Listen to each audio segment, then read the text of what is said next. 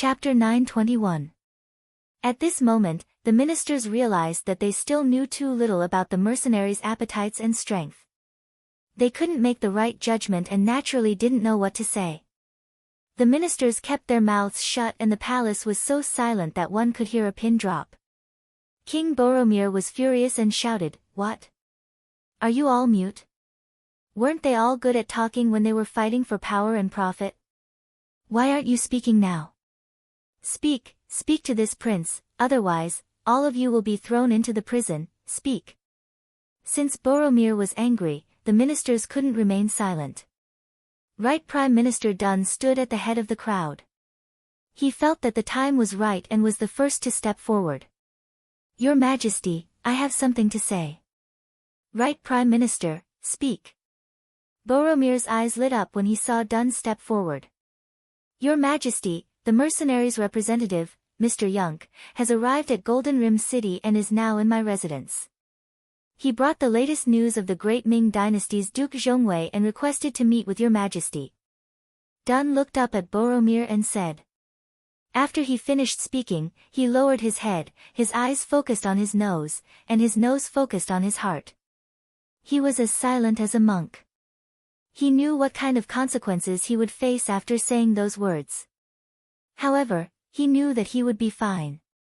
This was because he represented peace talks. Although this was not the king's first choice, it was still a path of retreat. Unless the mercenaries were defeated, no one would give up this path of retreat so easily. This was where the king's survival lay. Sure enough, after saying this, Dun was immediately attacked by all kinds of people. "What traitor? What traitor? What spy?" All sorts of accusations were thrown at him. At this moment, the officials were furious. It was as if anyone who did not open their mouths to scold Dwayne might be Dwayne's accomplice. Among them, Left Prime Minister Ding Dingwei was the most enthusiastic. The last time the mercenaries came, he suffered a lot because he misjudged the situation. Fortunately, he was experienced enough and had the king's trust, so he was able to retain his position.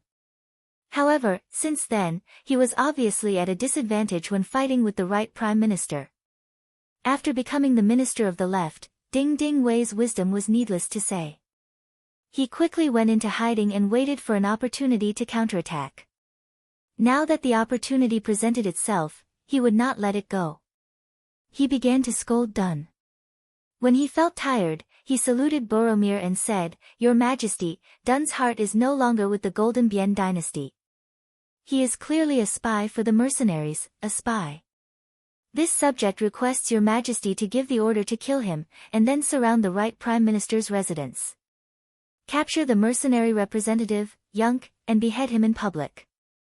Your Majesty, please give the order to kill Dun and the mercenary representative." The courtiers replied in unison, their expressions solemn, as if they had some sort of life and death feud with Dun and Skylark. Boromir did not look pleased at the unity of his subordinates. He knew that these officials were just worried that he would make an example out of them. Now that they had another target to vent their anger on, they wanted to divert the conflict. What Dun did really annoyed him. He secretly communicated with the mercenaries without a decree. How could a loyal official do such a thing?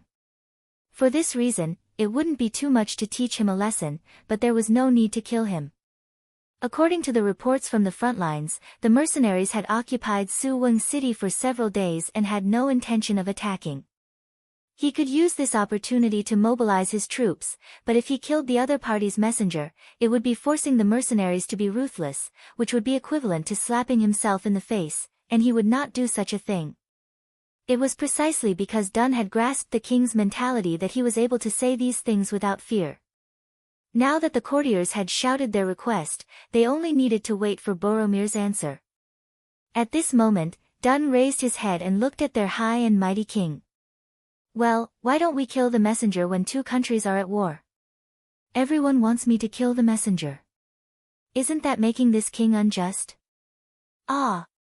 Men, go to the right prime minister's residence and bring the messenger of the mercenaries here."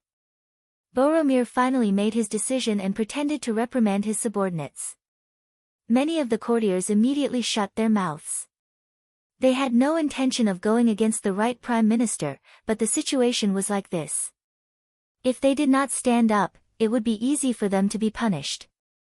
They were just following the crowd and shouting their slogans.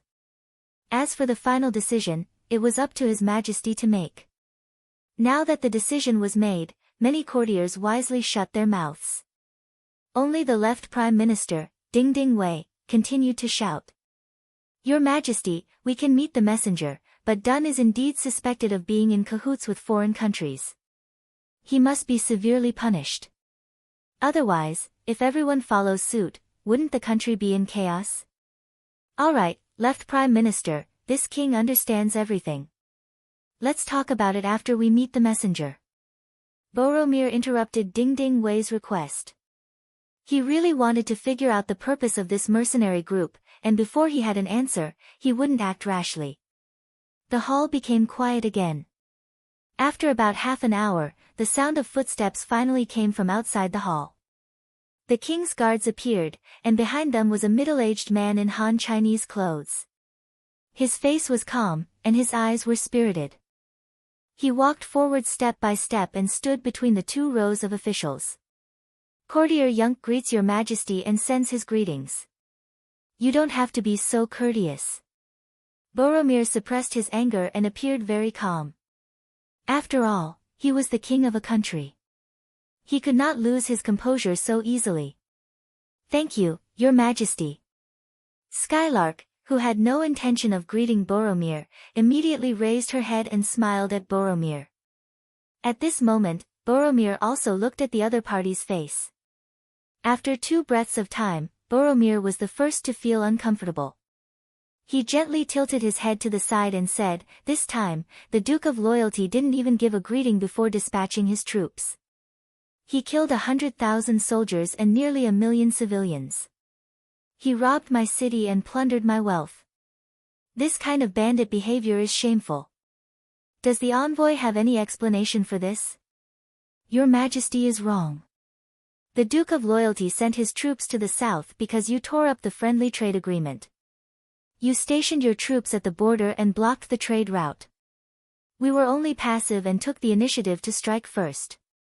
Yunk was already prepared for this, so he did not hesitate to answer. Passive and took the initiative to strike first. Ha, what a joke. Boromir looked up to the sky and laughed to express the anger in his heart. This was simply unreasonable, but he also knew that he was now the weaker party, and there was no point in continuing to argue.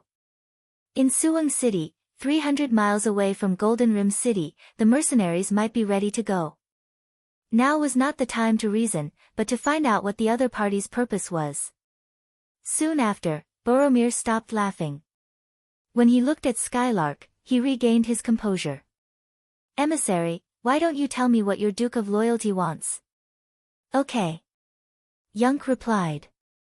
He then raised his head and said in an incomparably serious tone, the Duke of Loyalty said that the Golden Rim dynasty has gone back on its words and there is no need for it to exist. Now, the only way out is to surrender. The Duke of Loyalty can guarantee everyone's safety. He can even protect part of everyone's personal wealth. Shut up, bastard. Left Prime Minister Ding Ding Wei finally couldn't help but reprimand him. He raised his right hand and pointed at Yunk, saying, your Duke of Loyalty wants to annex my Golden Rim dynasty. He needs to have the strength and appetite to do so. Ha, you must be the left Prime Minister. You will soon know if the Duke of Loyalty has such an appetite. Look at your 100,000 troops in several major cities. Didn't you lose them in just a few days? How many of such troops and major cities do you have? How many times can you withstand the attacks of the mercenaries? By the way, there is one thing I forgot to tell everyone. The Duke of Loyalty has already given an order.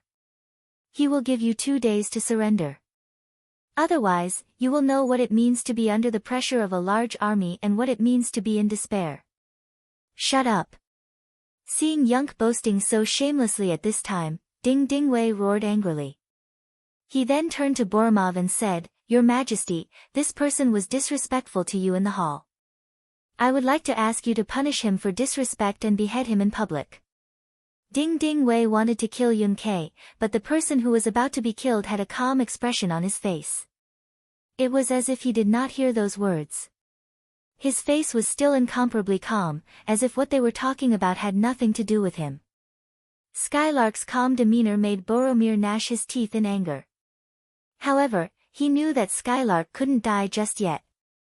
Just as Right Prime Minister Duan had thought, this would be a way out for him. Unless he could gain the upper hand, he couldn't casually kill the messengers sent by the Duke of Loyalty. That would create a life-and-death feud. On the contrary, not only could he not kill Yunk, but he also had to protect him. At least before the overall situation was settled, nothing could happen to this person. The Right Prime Minister is suspected of colluding with a foreign country. However, due to insufficient evidence, he is now relieved of all his duties. Go home and wait for orders. Messenger, please stay in the mansion with the Right Prime Minister. This king will consider your request. Sure enough, there was no killing, only house arrest. This result was within the expectations of many people. Right Minister Dun and Emissary Yunk were already prepared. When they heard this decree, they didn't argue or refute it. Instead, they cupped their fists and the two of them walked down the hall. Chapter 922. When they left the hall, Minister Ding Ding Wei's voice was still echoing, "Your Majesty, you can't let them go." Boromir did not reply immediately. He watched them leave. Then, he said, "How can I let them go? Keeping them alive will only numb the loyalty of the Duke of Valor and the mercenaries. Minister, let me ask you, if we gather the entire country's army to fight the mercenaries, what is the outcome?" Boromir was about to start a war. Ding Ding Wei calmed himself down and said, "There are too many borders between Phnom Penh and Laos. We can't mobilize the troops guarding the eastern cities. Otherwise, if the mercenaries attack from there, the consequences will be unimaginable. In this way, the only army that can be mobilized is the 200,000 soldiers near the royal city. However, according to the information we received, the mercenaries only have a few tens of thousands of people, and the elite strength is less than 20,000. With 200,000 against 20,000, even if it's a battle of attrition, we can still exhaust them to death." Good. King Boromir was waiting for this. It was almost impossible for him to surrender. At least, he would not surrender before the battle was over. Ding Ding Wei was also a little excited. What he needed to do now was to encourage the king. Otherwise, if the king of a country was about to admit defeat, what would the people below be able to do? "Your Majesty, we can put in 200,000 soldiers on the battlefield. As long as we can stop the enemy's attack, Siam and Ava will not sit back and do nothing. When their reinforcements arrive, it will be time for us to counterattack with all our might. If it's possible, the capital can start conscripting soldiers right now and mobilize the entire country. We have more than 4 million citizens, so it's possible for us to gather an army of a few 100,000. As long as your Majesty opens the national treasury, as long as there is money, it will be easy." Ding Ding Wei, who was getting more and more excited, seemed to have thought of something and continued, "Your Majesty, our intelligence department reported that in Dragon River City, a fire burned hundreds of thousands of our citizens, causing the entire Dragon River City to be plunged into misery and suffering. Once the mercenaries' actions are spread out, it will definitely attract the support of the citizens of the country. At that time, we can use the power of the country to block the mercenaries' iron hooves. Victory will eventually belong to us." "Good, good. We will do as you say. However, we need to be careful about the recruitment of new soldiers. After all, the war is imminent. Even if these people join the army, they will not be able to form an effective fighting force in a short time. How about this? Let the officials and merchants in the capital take out some money and try to recruit some new soldiers. We will decide after we see how the situation goes." Boromir agreed to all of Ding Ding Wei's requests. He even gave him the command of the army. However, he had a different opinion on the recruitment of new soldiers. Saying that the new recruits were weak was just an excuse. In the end, Borimov did not want to use the money in the national treasury. From this, it could be seen that as the king, he did not have high hopes for this battle. No matter how dangerous the situation was, as long as he had money, he would have a chance to rise again. Left Prime Minister Ding Dingwei naturally saw through this point, but he did not raise any doubts about this matter. Rice had to be eaten one bite at a time. First, they had to decide on the idea of going to war.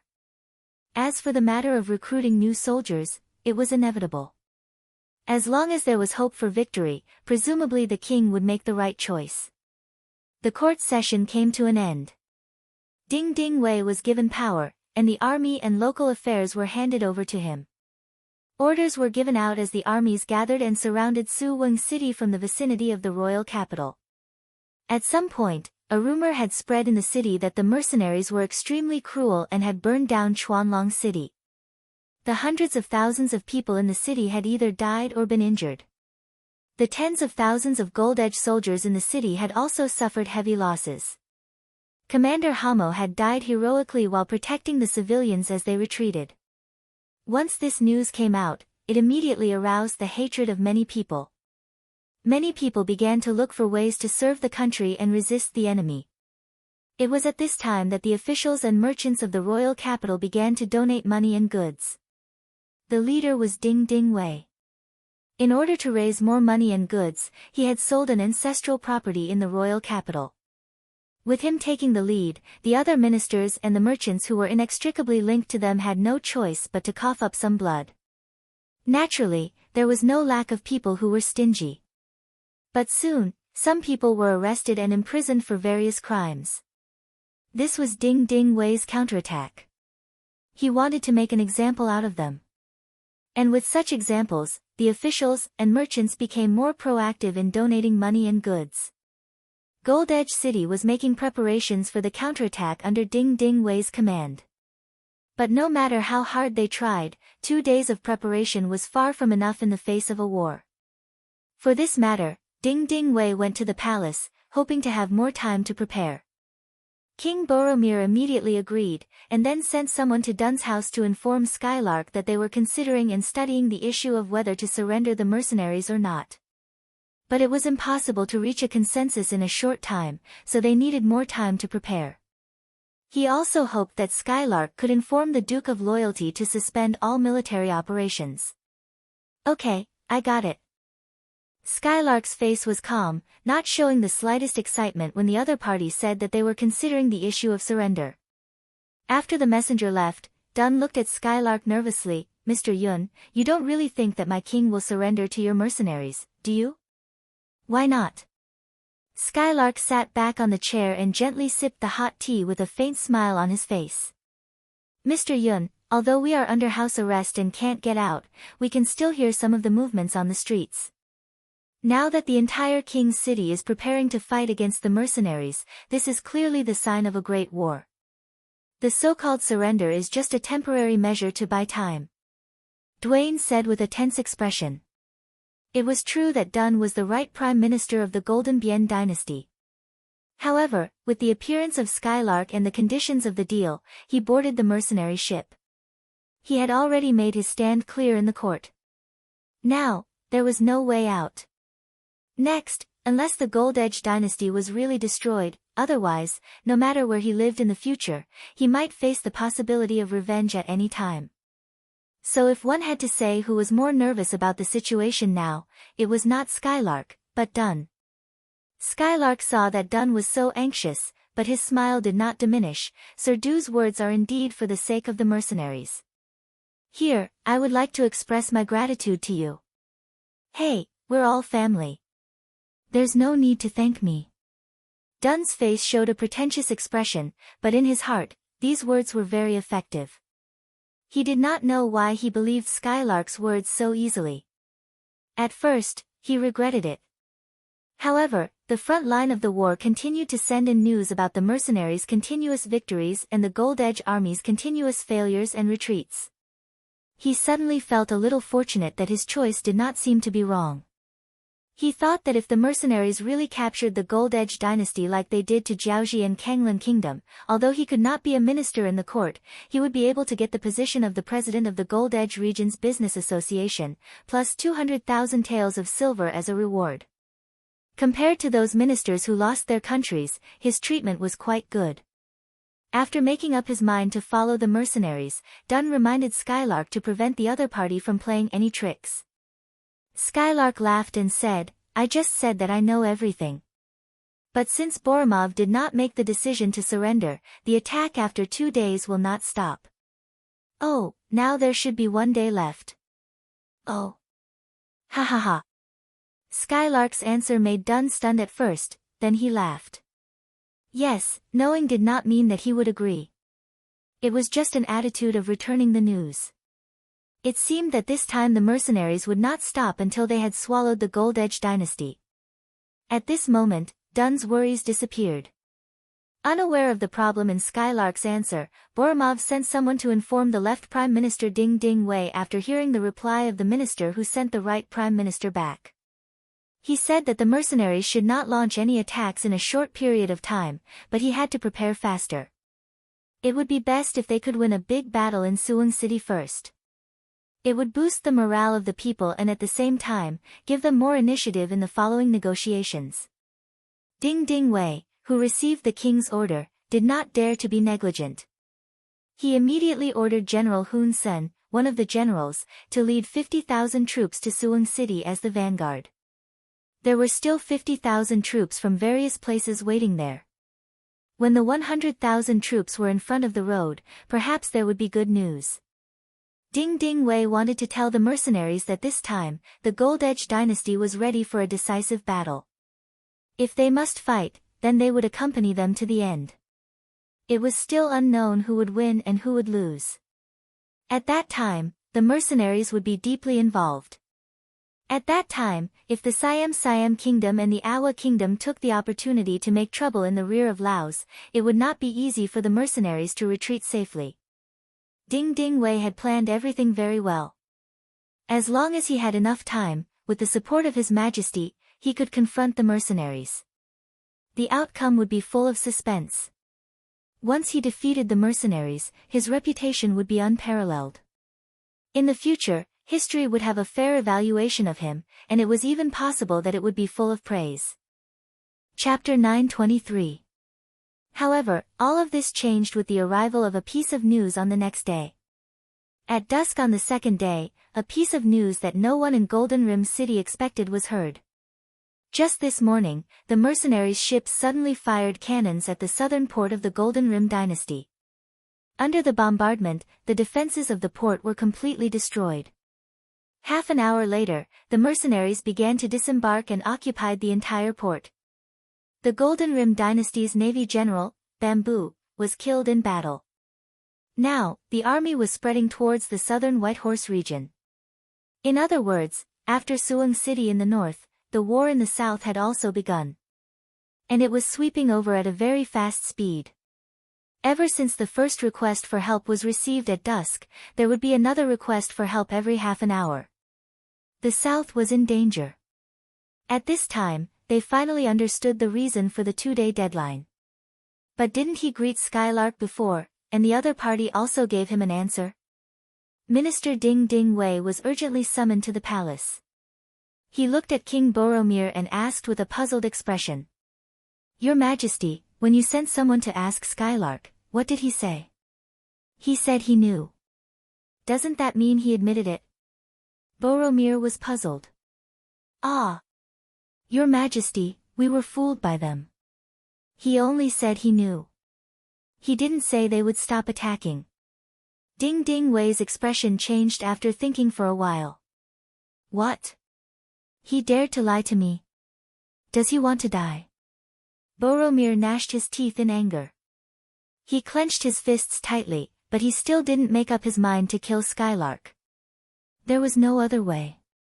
The mercenaries had the upper hand in the current situation. He couldn't act rashly. Your Majesty, the only thing we can do now is not to blame anyone. The war in the south will soon spread to the royal city. We have to find a way to stop them. Why don't we open the treasury and recruit new soldiers? Ding Ding Wei once again wanted to open the treasury. Boromir wanted to nod at this moment, but he thought that there was still a way. He shook his head and said, "We have to recruit new soldiers, but I'm afraid it's too late. Isn't there still 150,000 soldiers in the royal city that haven't arrived in the north? Why don't we mobilize 100,000 soldiers to reinforce the southern front first, and then we can recruit more soldiers?" At this time, Boromir still did not want to use his capital. Tintinwai wanted to persuade him again, but considering the urgency of the military situation, he could only nod and say, "Yes, then we will do as your majesty wishes."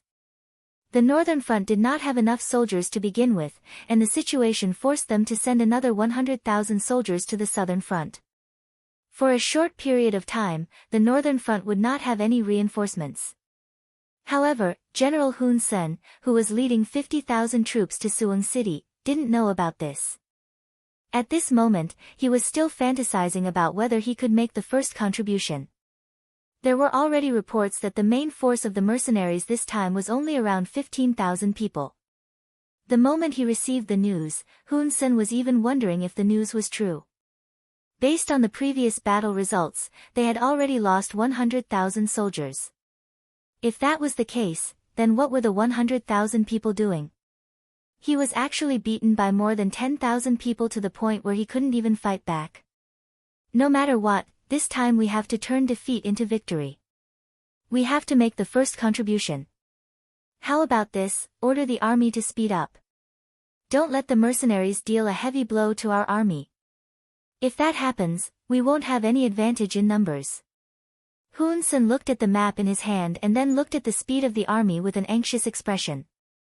It was only a distance of 300 li, and the army had already traveled for 2 days. They hadn't even covered half of the distance. Although he was leading infantrymen, this speed was too slow. After the general gave the order, the 50,000 soldiers sped up and rushed towards Suwon City. At this moment, after 7 days of chaos, Suwon City finally calmed down. This was because Yang Qindong's strategy was good. Using civilians to fight civilians. This was something that no one had ever done before, and no one had ever thought of it. But it worked in his hands. When the civilians of Ding City, Jiba City, Jiging City, and Chuanlong City came to Suwon City to help the mercenaries with transportation, Yang Qindong gave an order to the more than 100,000 civilians who followed them. He asked them to persuade the people in the center of Suwon City that as long as they surrendered, their lives would no longer be in danger. Not only that, if they were willing to work for the mercenaries, such as transporting spoils and supplies, carrying the wounded, persuading people to surrender, cleaning up the battlefield, burying the bodies of the dead soldiers, and so on, they would be paid silver. No one would feel bad about money. Especially the civilians who followed the mercenaries at the beginning. They found that as long as they were obedient, the mercenaries would never beat or scold them. They would even nod when they met to show their friendliness. This was a treatment and respect that the Gilded Dynasty's army didn't give them. But now, the mercenaries gave them this treatment. Because of this, they could be respected and treated as human beings, plus the considerable amount of silver, everyone's heart began to lean towards the mercenaries. The civilians were originally simple, they were the people who knew what was good and bad. As long as someone was good to them, they would be good to them in return. On the contrary, even if they were of the same race, if they were oppressed, they would also stand up and resist. More than 100,000 civilians received benefits from the mercenaries, and after they entered Suwon City, their role was fully played. Since they were all civilians, they had more in common. Under their word of mouth, many civilians were persuaded, some troublemakers were arrested, and the public security in the city was improved. The auxiliary soldiers also solved the problem of feeding the civilians by opening the granaries and other methods. Whether it was public security or order in Suwon City, it was restored to the right track. From the moment the civilians entered the city, the chaos in the city was restored to order in just 2 days. Looking at this result, many people admired Yang Qindong even more. Beta Persei also flattered him more than once. Young master, I admire you when it comes to fighting, but Beta Persei admires you even more when it comes to governing. It seems that there is nothing in the world that can stop you. You are really the reincarnation of an immortal, you are really. Okay. One would vomit after listening to too much flattery. Although Beta Persei was speaking from the bottom of his heart, Yang Qindong still interrupted him and asked, the 1st Cavalry Division and the 4th Division of the Cold Front have rested enough, right? They have rested for a long time.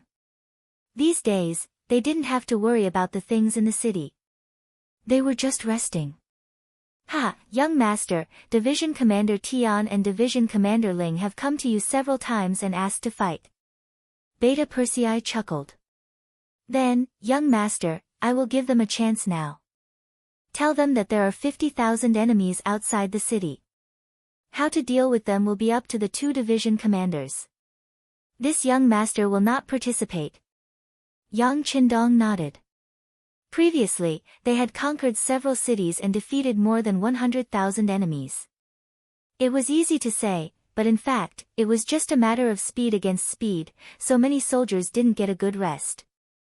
Taking advantage of the chaos in Suing City, he gave the 2 divisions enough time to rest.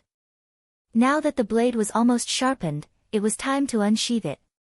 After Yang Qindong gave the order, the 4th Division of the Cold Front and the 1st Cavalry Division left the city after dinner. It was obvious that they were going to launch a night attack again.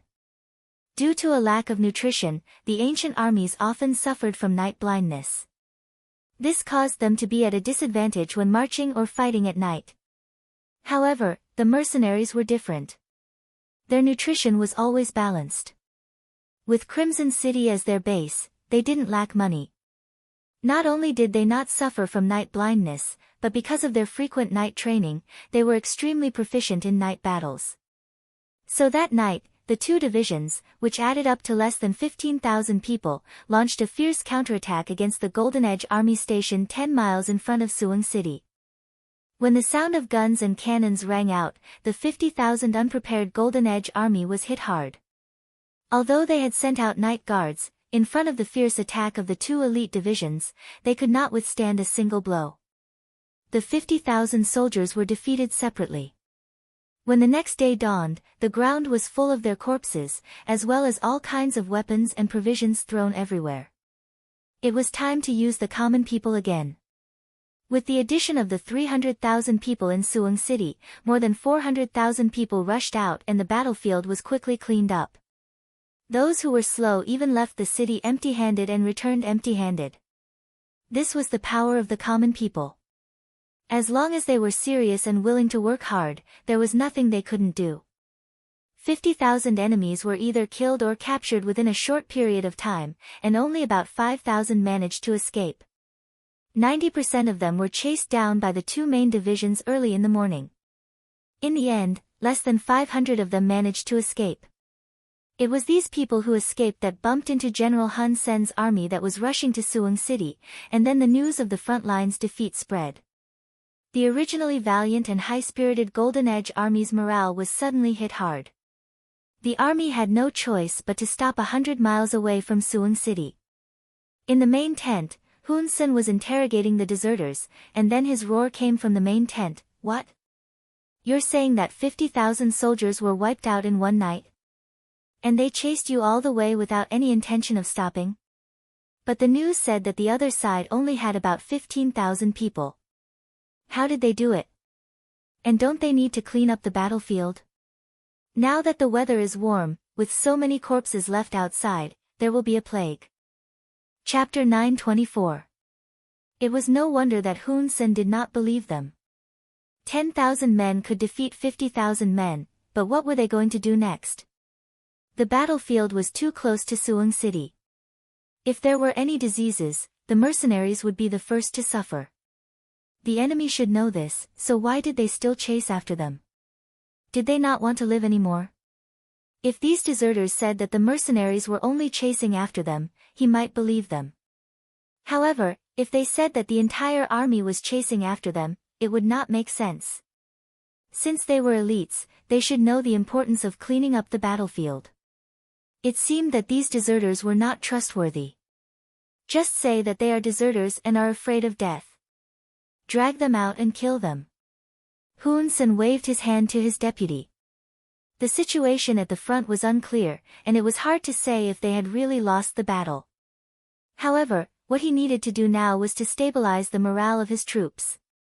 Otherwise, how could they fight the next battle? These 100 deserters were now very regretful. They didn't die under the fierce attack of the mercenaries and didn't surrender.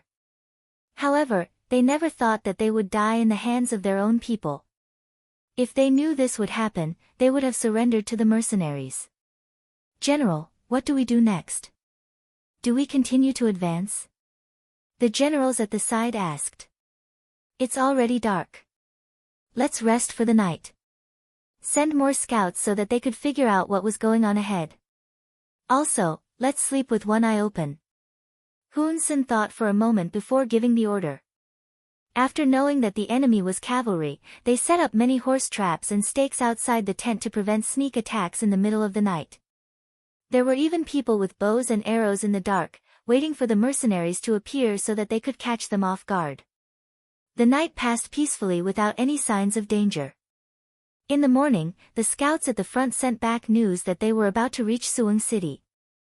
However, they did not find any corpses left behind from the battle. As for the whereabouts of the 50,000 men, they were still searching and there was no news for the time being. Ha! Hun Sen laughed heartily when he saw the report from the scout. I told you that the 50,000 soldiers in front of us would be fine. Otherwise, how could we have cleaned up the battlefield so quickly after such a big battle? Humph! I was almost killed by those cowardly deserters. Killing them would be too easy for them. Give the order for the entire army to head to Suwon City after breakfast. General, should we wait for the army there before we advance? A deputy general asked cautiously. It was understandable if one deserter said that, but more than 100 deserters said the same thing. This was suspicious. It doesn't matter. They must have taken advantage of the terrain to hide. As long as our main forces arrive, they will definitely come out. At that time, it will be time for us to counterattack. All right, inform the army to prepare to depart. Hun Sen said confidently. There was nothing wrong with being cautious in a battle. However, being overly cautious would be seen as cowardice. The gains would not make up for the losses. After a night's rest, the 50,000 Gold Edge elite troops set off again, heading towards Suwon City, which was 100 miles away. Their movement was discovered by the scouts of the 1st Cavalry Division who were hiding in the dark. They quickly reported to their commander, Tian-hu, who was hiding in a valley nearby. Tian-hu laughed when he heard that the 50,000 elites of the Gold Edge dynasty were not ambushed. It seems that some people have the same idea as us. They have given up on the night attack. Yes, Ling Feng is indeed Ling Feng. They must have realized that the 50,000 enemies were the elites of the Gold Edge dynasty. Moreover, they were prepared. It would be difficult to ambush them and they might even fall into the enemy's trap. The second commander, Lu Duo, nodded and sighed. That's right. Since everyone has made the same choice, the next attack should start soon. Brothers, we are the 1st Cavalry Division under the command of the 6th Young Master. No matter what, we can't lose to others. Our performance has been good. Now it's time to see who can take the head of Hun. Senator, are you confident? Tian-hu stood up. He knew that the war was about to start. Before the war, he needed to boost the morale of his troops. On the other side of the road, the 4 divisions of Ling Feng were also ready to attack. After a night of fear, the Gold Edge army still chose to move forward. This could only mean one thing. They were not sure that the 50,000 troops in Suwon City had been destroyed. Otherwise, they would have turned around and retreated. Comrades, the enemy is on the road. They don't know of our existence at this time. This is our chance. If I'm not wrong, the 1st Cavalry Division must be watching us from somewhere. They may take action at any time. Now, let us fire the first shot. In a while, all regiments and battalions will gather all the machine guns in your hands. Once the battle starts, rush forward like a hot knife through butter. Target the enemy's center. As long as we can capture or kill the enemy's commander, the enemy will fall into chaos. Then, it will be our moment of victory. Division Commander Ling Deqiang summoned all the regimental commanders and battalion commanders of the 4 divisions and gave the order to prepare for battle. After the meeting, the officers returned to their respective units to make preparations. Half an hour later, when the 50,000 elite troops led by Hun Sen entered the preset ambush, a loud bugle sounded. Then, countless soldiers in green military uniforms suddenly appeared on the ground. With machine gunners as the vanguard, they formed an attack force and rushed straight towards the enemy troops that were advancing towards Suwon City. The sound of the bugle shook the sky, followed by the continuous sound of gunfire. The soldiers of Golden Rim fell to the ground one by one, like crops blown down by the wind. What's going on? In the middle of the army, Hun Sen, who was riding on a tall horse, asked loudly. If one looked carefully, one could see that there was a trace of panic in his eyes. Reporting to the general, we've encountered the main force of the mercenaries on our left. They're all armed with muskets. Our brothers won't be able to hold them off for much longer, a scout reported to Hun Sr., the main force of the mercenaries. How many people can there be? We have a total of 50,000 men. Tell our brothers, don't be afraid. Just charge forward. I don't believe that their guns can kill so many of us. Hun Sen said confidently when he thought of the 50,000 men he had brought with him. As if he was afraid that his brothers would not give it their all, he added, tell everyone that each person who kills a gun will be rewarded with 10 silver taels. The more you kill, the more you will get. There is no limit. Yes. With such a generous reward, the scout was emboldened. He agreed and turned around to pass down the order. Just as he passed down the order, the 1st Cavalry Division appeared on the other side of the road. The cavalry was like a roaring train. As soon as they appeared, they rushed into the Phnom Penh army with an unstoppable momentum. They reaped one head after another as their cavalry sabers flew in the air. They took one life after another. They were like the last straw that broke the camel's back. As soon as they appeared, the army of Phnom Penh had no way to fight back. What was more terrifying was that one of the troops was heading towards the middle of the army. Wherever they went, no one could stop them. No one could defeat them. On the other side, the 1st Regiment of the 4th Cold Front Division cooperated with them. The regiment commander, Gao Xiang, personally held a squad machine gun and constantly ran forward with his legs. Anyone who was targeted by the muzzle of the gun was shot through by the rotating bullets and fell to the ground. Gao Xiang's speed was very fast. In addition, he had charged earlier than the 1st Cavalry Division, so he was closer to the middle of Phnom Penh's army. At this time, it was no longer a question of whether they could defeat the enemy, but a question of who could take the first credit. Originally, Hun Sen had intentionally left 5,000 elite soldiers behind in the middle of the army to prevent the other party from launching an attack on him. In his opinion, with these soldiers protecting him, no matter how strong the enemy was, it was impossible for them to kill him so quickly. As long as the middle of the army was fine, he could command the front and rear troops to outflank the mercenaries and win the war. Who would have thought that the mercenaries were indeed heading straight for the center of the army, but their speed and impact were simply too fast. They were so fast that the 5,000 soldiers under his command actually fell into chaos as soon as they met the enemy. Then, in the face of such powerful combat power, cowards and deserters appeared. Don't be afraid. Hold on. The front and rear troops will soon come to save us. At that time, it will be time for us to fight back. Hun Sen rode on the horse and shouted loudly, trying to boost the morale of the army. As he shouted and looked around, his face suddenly became frighteningly pale. The front troops were in chaos and were fleeing in all directions. The rear troops had already separated from the middle troops. At this moment, countless soldiers had already turned around and fled. They didn't even have the courage to face the enemy. Just like that, they became deserters. In fact, Whether it was the guns of the 4th Cold Front Division or the sabers in the hands of the 1st Cavalry Division, they were far from what an ordinary army could compete with. Even though they were the 50,000 elites of Phnom Penh dynasty, their morale had long been slack when bad news came from the front.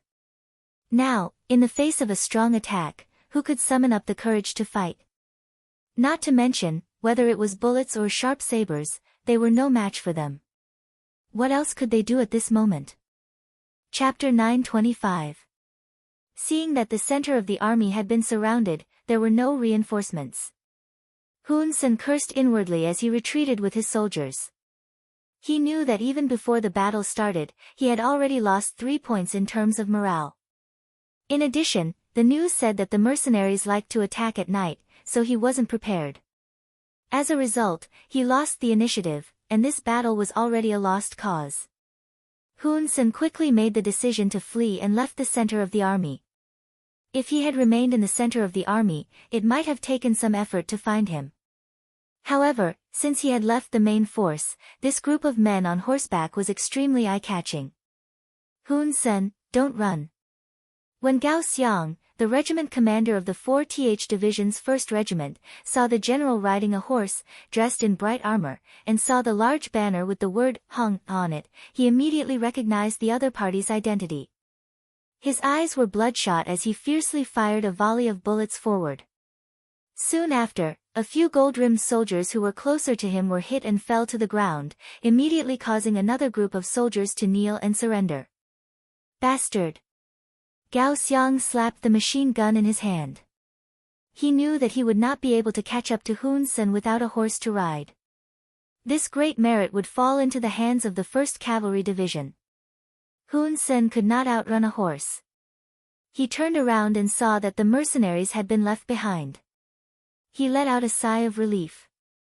Although he had lost the battle, he had at least managed to keep his life. He still had a chance to rise again. General, run. There are cavalry chasing after us. Just as Hun Sen felt that he could breathe a sigh of relief, a sharp-eyed soldier beside him called out. He tilted his head and looked in another direction. Sure enough, there were a few hundred warhorses galloping in his direction, closing in on him. Hong Sen immediately felt his blood run cold. He clamped his legs together and lashed his horse with the horsewhip in his hand. Hong Sen sped up again. Chase! That must be a big fish. The 3rd Regiment commander Hu Bo stared at the fleeing Hun Sen with excitement in his eyes. Behind him, there were 2 battalions of 800 warhorses following him like a shadow. The soldiers of the 1st Cavalry Division were not only physically strong, but also had better knife skills than ordinary people. Even their warhorses were faster than other warhorses. In order to achieve such speed, these warhorses usually ate fine fodder, which made their fur shine. When they ran, it was as if the gods were helping them. With one chasing the other, the distance between the 2 sides was constantly narrowing. It was already less than 300 meters away. Hun Sen, who was running at the front, looked back more than once. Every time he did that, he would whip his horse with all his might so that he could run faster. However, in front of the world's #1 cavalry division with top-notch equestrian skills, no matter how hard he tried, the distance between the 2 sides was still rapidly closing. From 300 meters to 250 meters, to 200 meters, General, run. We'll stay and stop him. A bodyguard who had followed Hun Sen for many years and had received Hun Sen's favor saw that it was not a good idea to continue. He immediately stopped and drew his sword to prepare for battle. Beside him, there were more than a dozen bodyguards who stayed behind to fight for a chance for their general to escape. These bodyguards were also good fighters. They followed Hun Sen for a long time, and they usually ate and used the best food. Now it was time for them to show their strength. Each of them held a saber in their hands, ready to fight to the death with the cavalry. Perhaps they had overestimated themselves, or perhaps they had underestimated the enemy. With just a dozen cavalry, it was a joke to think that they could stop the 800 cavalrymen of the 1st Cavalry Division. Hu Bo's eyes flashed with mockery when he saw that the enemy had left someone behind. Then, he reached for the bow on his back and shot an arrow through the air. To the people of the grasslands, archery on horseback was like farming in the Central Plains. It was a skill that everyone had to know. To be able to join the 1st Cavalry Division, the soldiers had to undergo strict horse archery tests. Regardless of whether it was a fixed target or a moving target, it was a skill that was ingrained in their bones. There were only a dozen enemies. How could they stop them? The arrows were shot from afar. It was as if the arrows had grown eyes, or as if iron had encountered a magnet. The arrows steadily pierced into the dozen or so bodyguards. It was a pity that they wanted to stop the pursuers and buy time for the general to escape.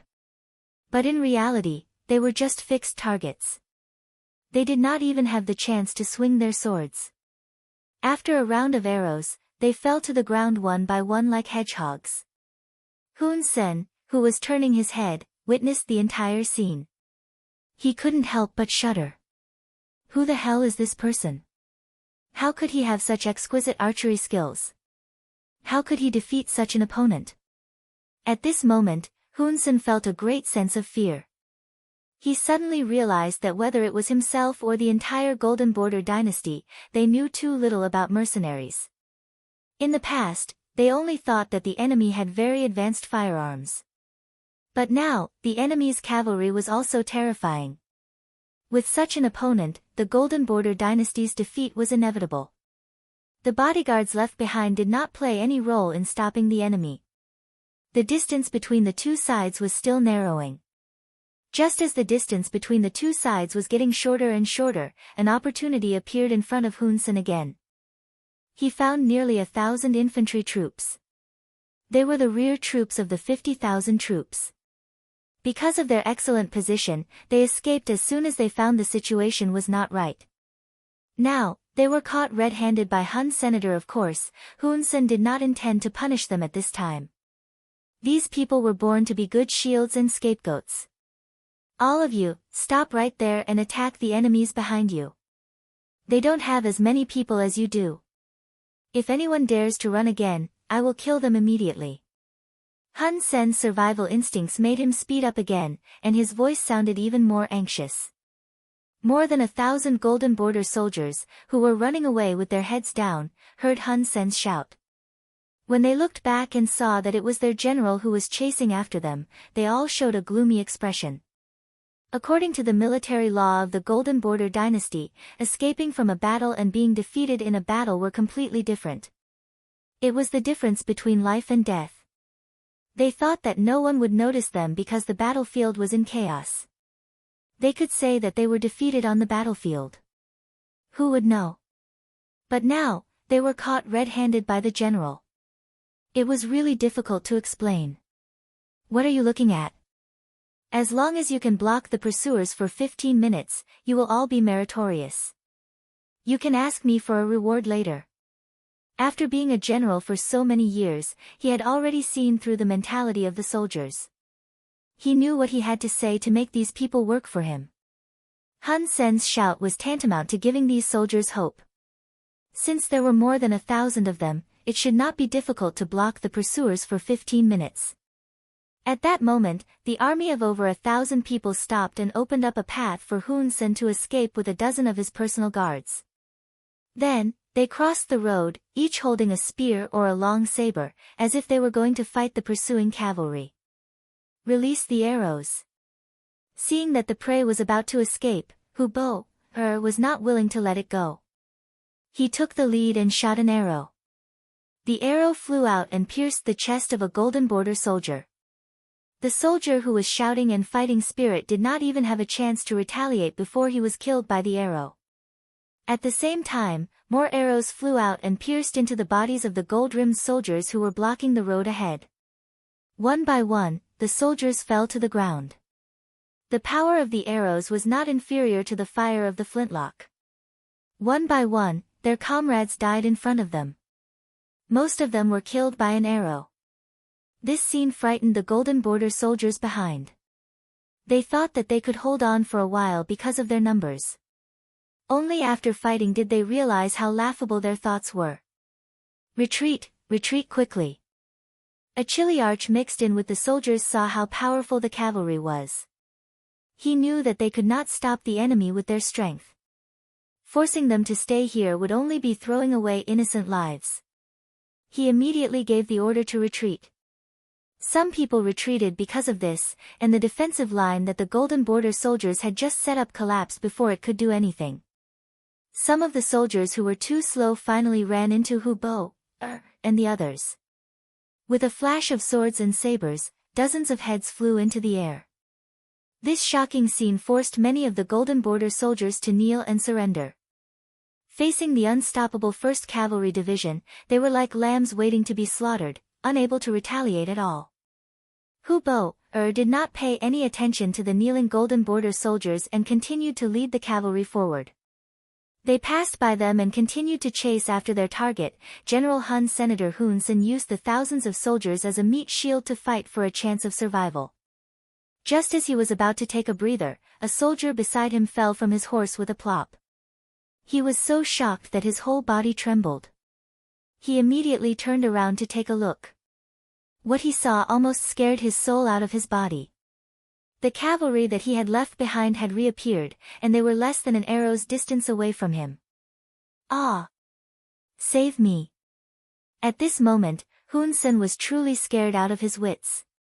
He did not even think about surrendering.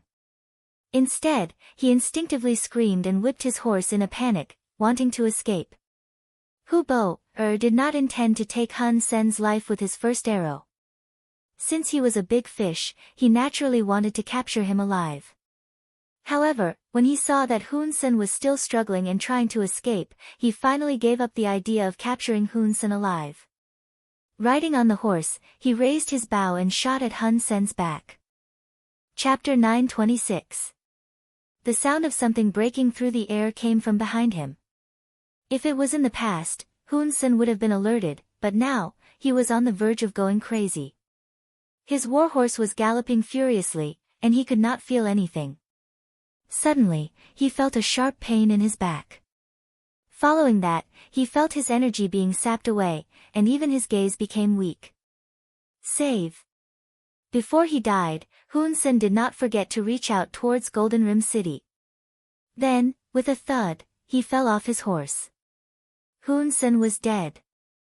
Hun Sen had died in battle, and his corpse was picked up by Hu Bo, who rushed over and carried on his horse. The army returned victorious. This time, Hu Bo had killed to his heart's content. He once again felt as though he had galloped through the grasslands without being defeated. This was all thanks to the 1st Cavalry Division and Yang Qindong. In this battle, they had killed over 10,000 enemies, captured 30,000, and escaped. With such a result, the combined losses of the Cold Front Division and the 1st Cavalry Division only amounted to less than 100 casualties. Soon after, Yang Qindong arrived and held a celebration. In front of the 8,000 auxiliary soldiers, 8,000 Laotian soldiers, and hundreds of thousands of civilians, he gave a great performance to the 1st Cavalry Division and the 4th Division of Lingfeng. With a wave of his hand, 5 silver carriages were pushed out. These were the rewards he had given to the 2 divisions. After chasing Hun Sen for tens of li, Hu Bo, who had killed Hun Sen, was praised by Yang Qindong. He was awarded a second-class merit medal and a gold medal. He had also become the first knight of the 1st Cavalry Division to receive such an honor. Hu Bo, received the medal from Yang Qindong with tears in his eyes. He then thanked Yang Qindong profusely, starting from how he was a defeated general. For someone of his status, after Tua Buhua's death, it should have been difficult for him to make a name for himself. However, the mercenaries did not care about your past, only your current performance. Hu Bo had a new lease of life, and his deeds quickly spread across the land. At the end of his speech, Hu Bo, even thanked his teacher, Tian Hu. Because it was Tian Hu who had set his eyes on Hun Sen at the very beginning, but he had given the opportunity to chase after the enemy. Just based on this, as a subordinate, he was convinced. At the same time, this incident also demonstrated Tian Hu's general demeanor. A truly qualified general should be like Tian Hu, knowing how to give credit to his subordinates. In this way, he could also receive the gratitude and loyalty of his subordinates at the same time. The silver was distributed on the spot and delivered to the hands of every meritorious soldier. This scene was seen clearly by others. At this moment, not only the auxiliary soldiers and the Lao army were envious, but also many young men of the Golden Border dynasty who were mixed among the civilians were envious. From what Hu Bo had said, they knew that this was a defeated general who had lost many times. If such a person could be put in an important position, what did they lack? As long as he was willing to work hard, wouldn't he still have a chance? At this moment, many people began to ask if the mercenaries were still recruiting, and expressed their desire to join. When Beta Persei heard about this, he immediately reported to Yang Qindong, and then said with a look of admiration, "Young master, you're amazing. You defeated their country, but not only do they not hate you, they even want to join the army and serve you. That's because I can give them something that the Golden Border dynasty could not." Beta Persei, remember, the people are always like this. Whoever treats them well, they will get close to that person. They don't have a long history and culture, so they don't have a strong sense of nationality. As long as we can ensure that they have a good life in the future, they will not be enemies with us. Instead, they will be used by us. Yang Qindong said emotionally. For a moment, he thought about the Japanese attack on China during World War II. At that time, it was not only China that was attacked, but many nearby countries were attacked as well.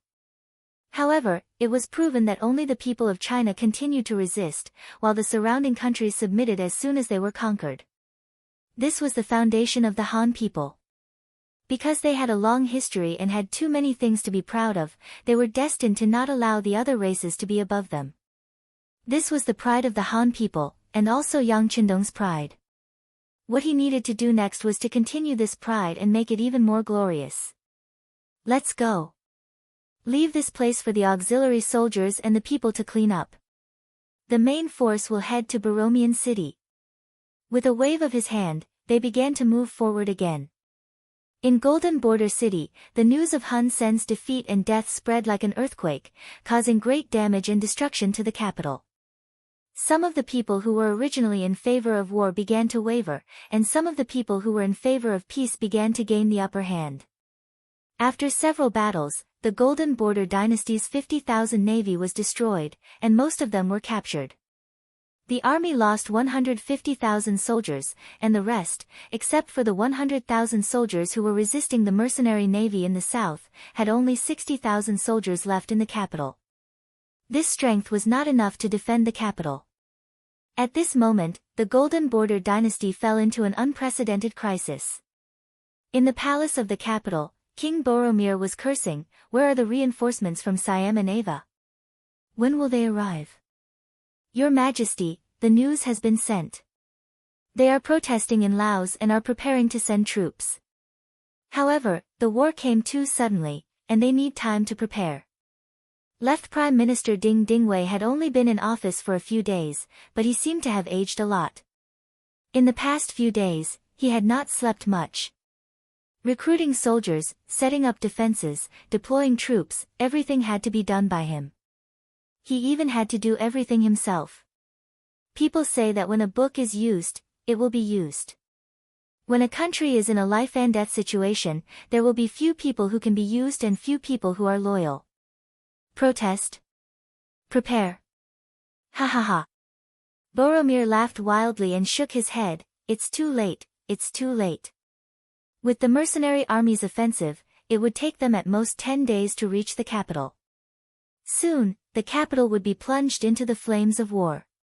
What would be the point of reinforcements arriving after that? Men, quickly inform the Spanish ships that we have agreed to their previous request, but they must help us drive the mercenaries out. Your Majesty. Tintinwai's body trembled when he heard this. He raised his head and looked at Boromir in disbelief. The Spanish are also ambitious.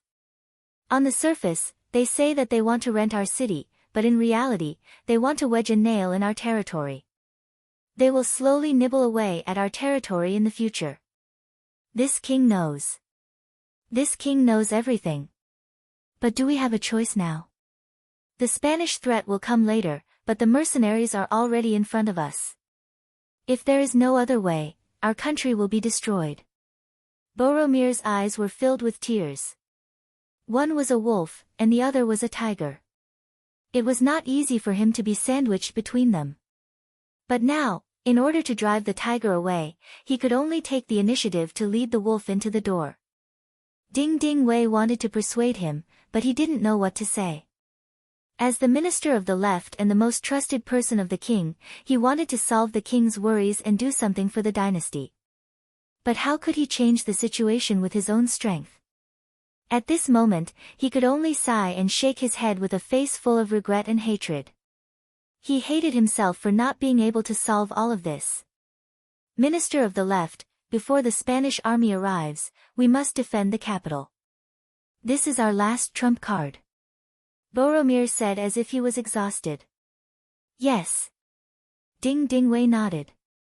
This time, the loss of the Gilded Dynasty was too great. If they could withstand this ordeal, the next step would be to work hard, reform vigorously, and develop business and military. In any case, they had to find ways to be strong. Otherwise, they would be beaten if they fell behind. The carrier pigeon flew out of the palace and went straight to the hands of Quemoy, the envoy of the dynasty who had been staying in the Spanish warship. Looking at the imperial edict written by the king, Quemoy's face showed a painful expression. Then, he quickly sorted out his thoughts and adjusted himself to the best state. He strode toward the main cabin of the warship not far away.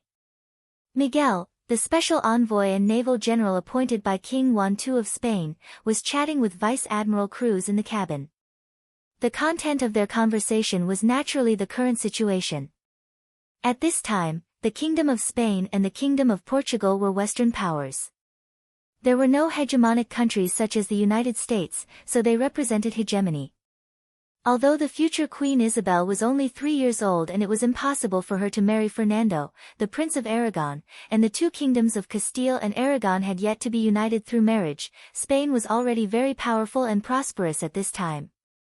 Just like Portugal, they followed the mercenary ships across the Pacific Ocean and came to the Eastern world. They discovered civilized human beings here decades ago, and at the same time, their ambitions began to be exposed.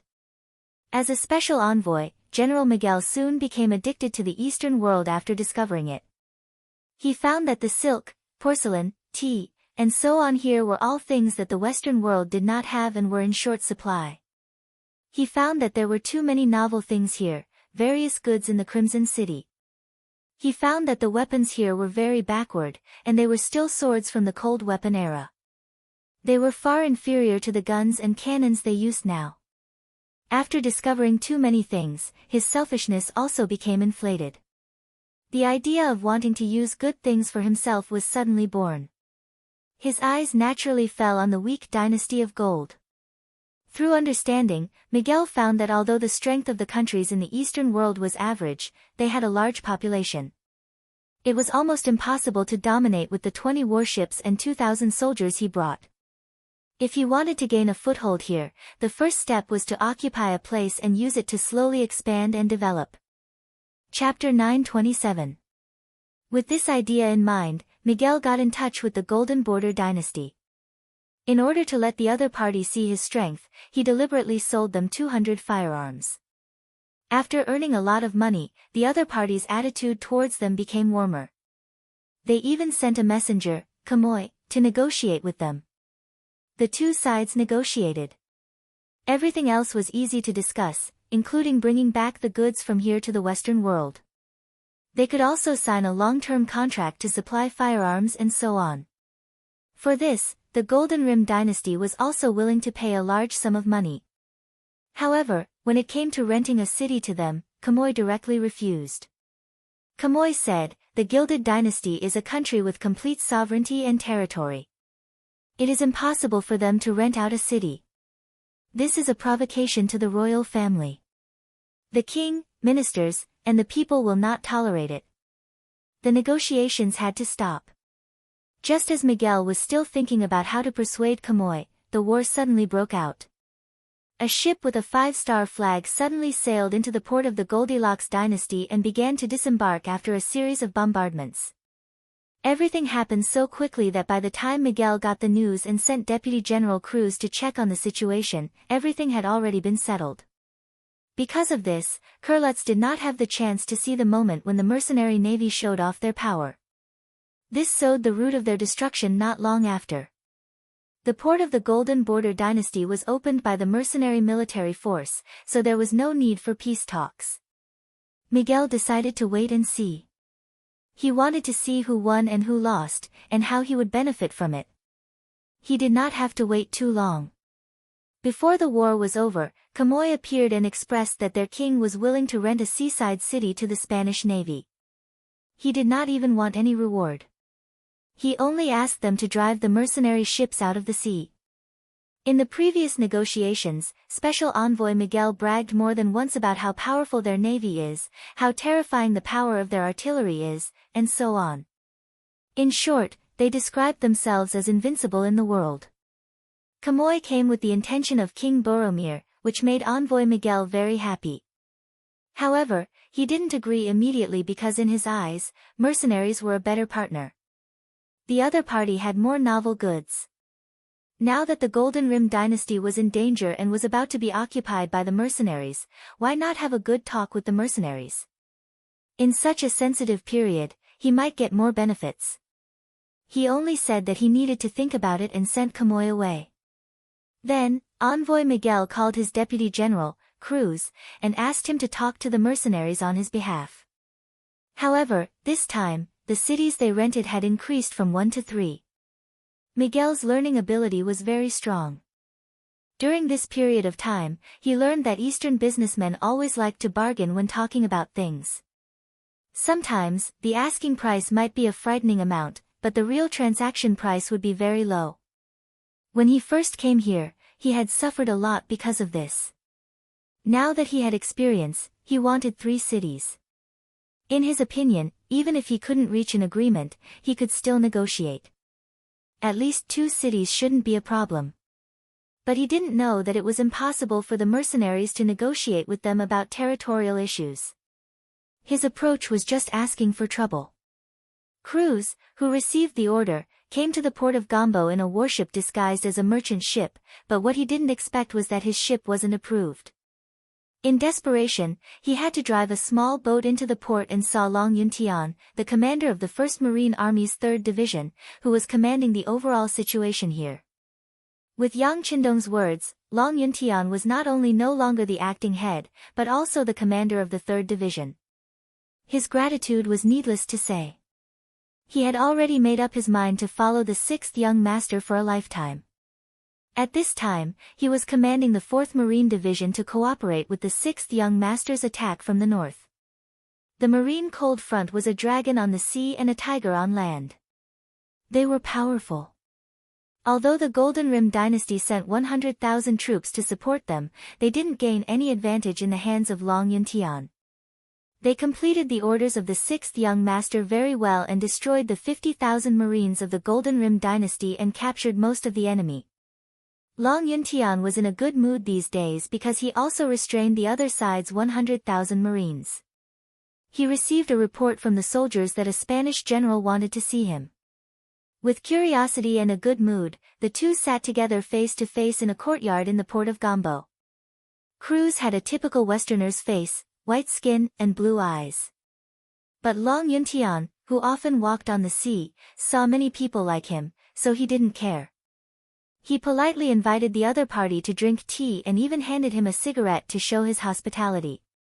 The reason why the mercenaries were so powerful, in the end, in addition to Yang Qindong's ideas that played a big role in it, it was because of the commercial development. It was precisely because they had money that they had an invincible army, and that they could roam freely in any place. Long Yuntian thought that the other party wanted to do business with him, which could be regarded as a merit, so he greeted the other party warmly. Unexpectedly, the expectation was too different from what he imagined. The other party actually wanted to rent a seaside city and asked for 3 at once. He also deliberately pointed out that the mercenaries and the Golden Rim dynasty were in a stalemate and the Golden Rim dynasty had agreed to their request to rent a city. The indirect meaning was very obvious. The Golden Rim dynasty agreed. If the mercenaries didn't agree, then the next course of action for the Spanish warships was very clear. Damn, only 20 warships and they are so arrogant. They don't want to live. After hearing the other party's request, Long Yuntian's face showed an angry look. The translator sent by the first Red Nest Academy didn't speak. He knew that some words couldn't be translated casually. What did he say? Cruz looked at the translator puzzled. Although he didn't understand Chinese, he could see that Long Yuntian's expression seemed to be a bit wrong and his mood seemed to be a little bad. Division Commander Long said that he can't decide on this matter and needs to ask for instructions from above. The translator had no choice but to find an excuse with a smile. Well, then we'll wait for you to make a decision, but please hurry up. Our warships are parked not far away. As long as you agree, we can immediately provide artillery support to help you repel the soldiers of the Golden Rim dynasty. Cruz said proudly. At this moment, it was as if he could dominate the battle with a single move. Okay. The interpreter nodded with a smile, then conveyed Kurlut's message to Long Yuntian. At the end, he added some words of his own. Commander Long, you should ask the dean before making a decision on this matter. Well, yes, ask the sixth young master. Long Yuntian nodded and agreed.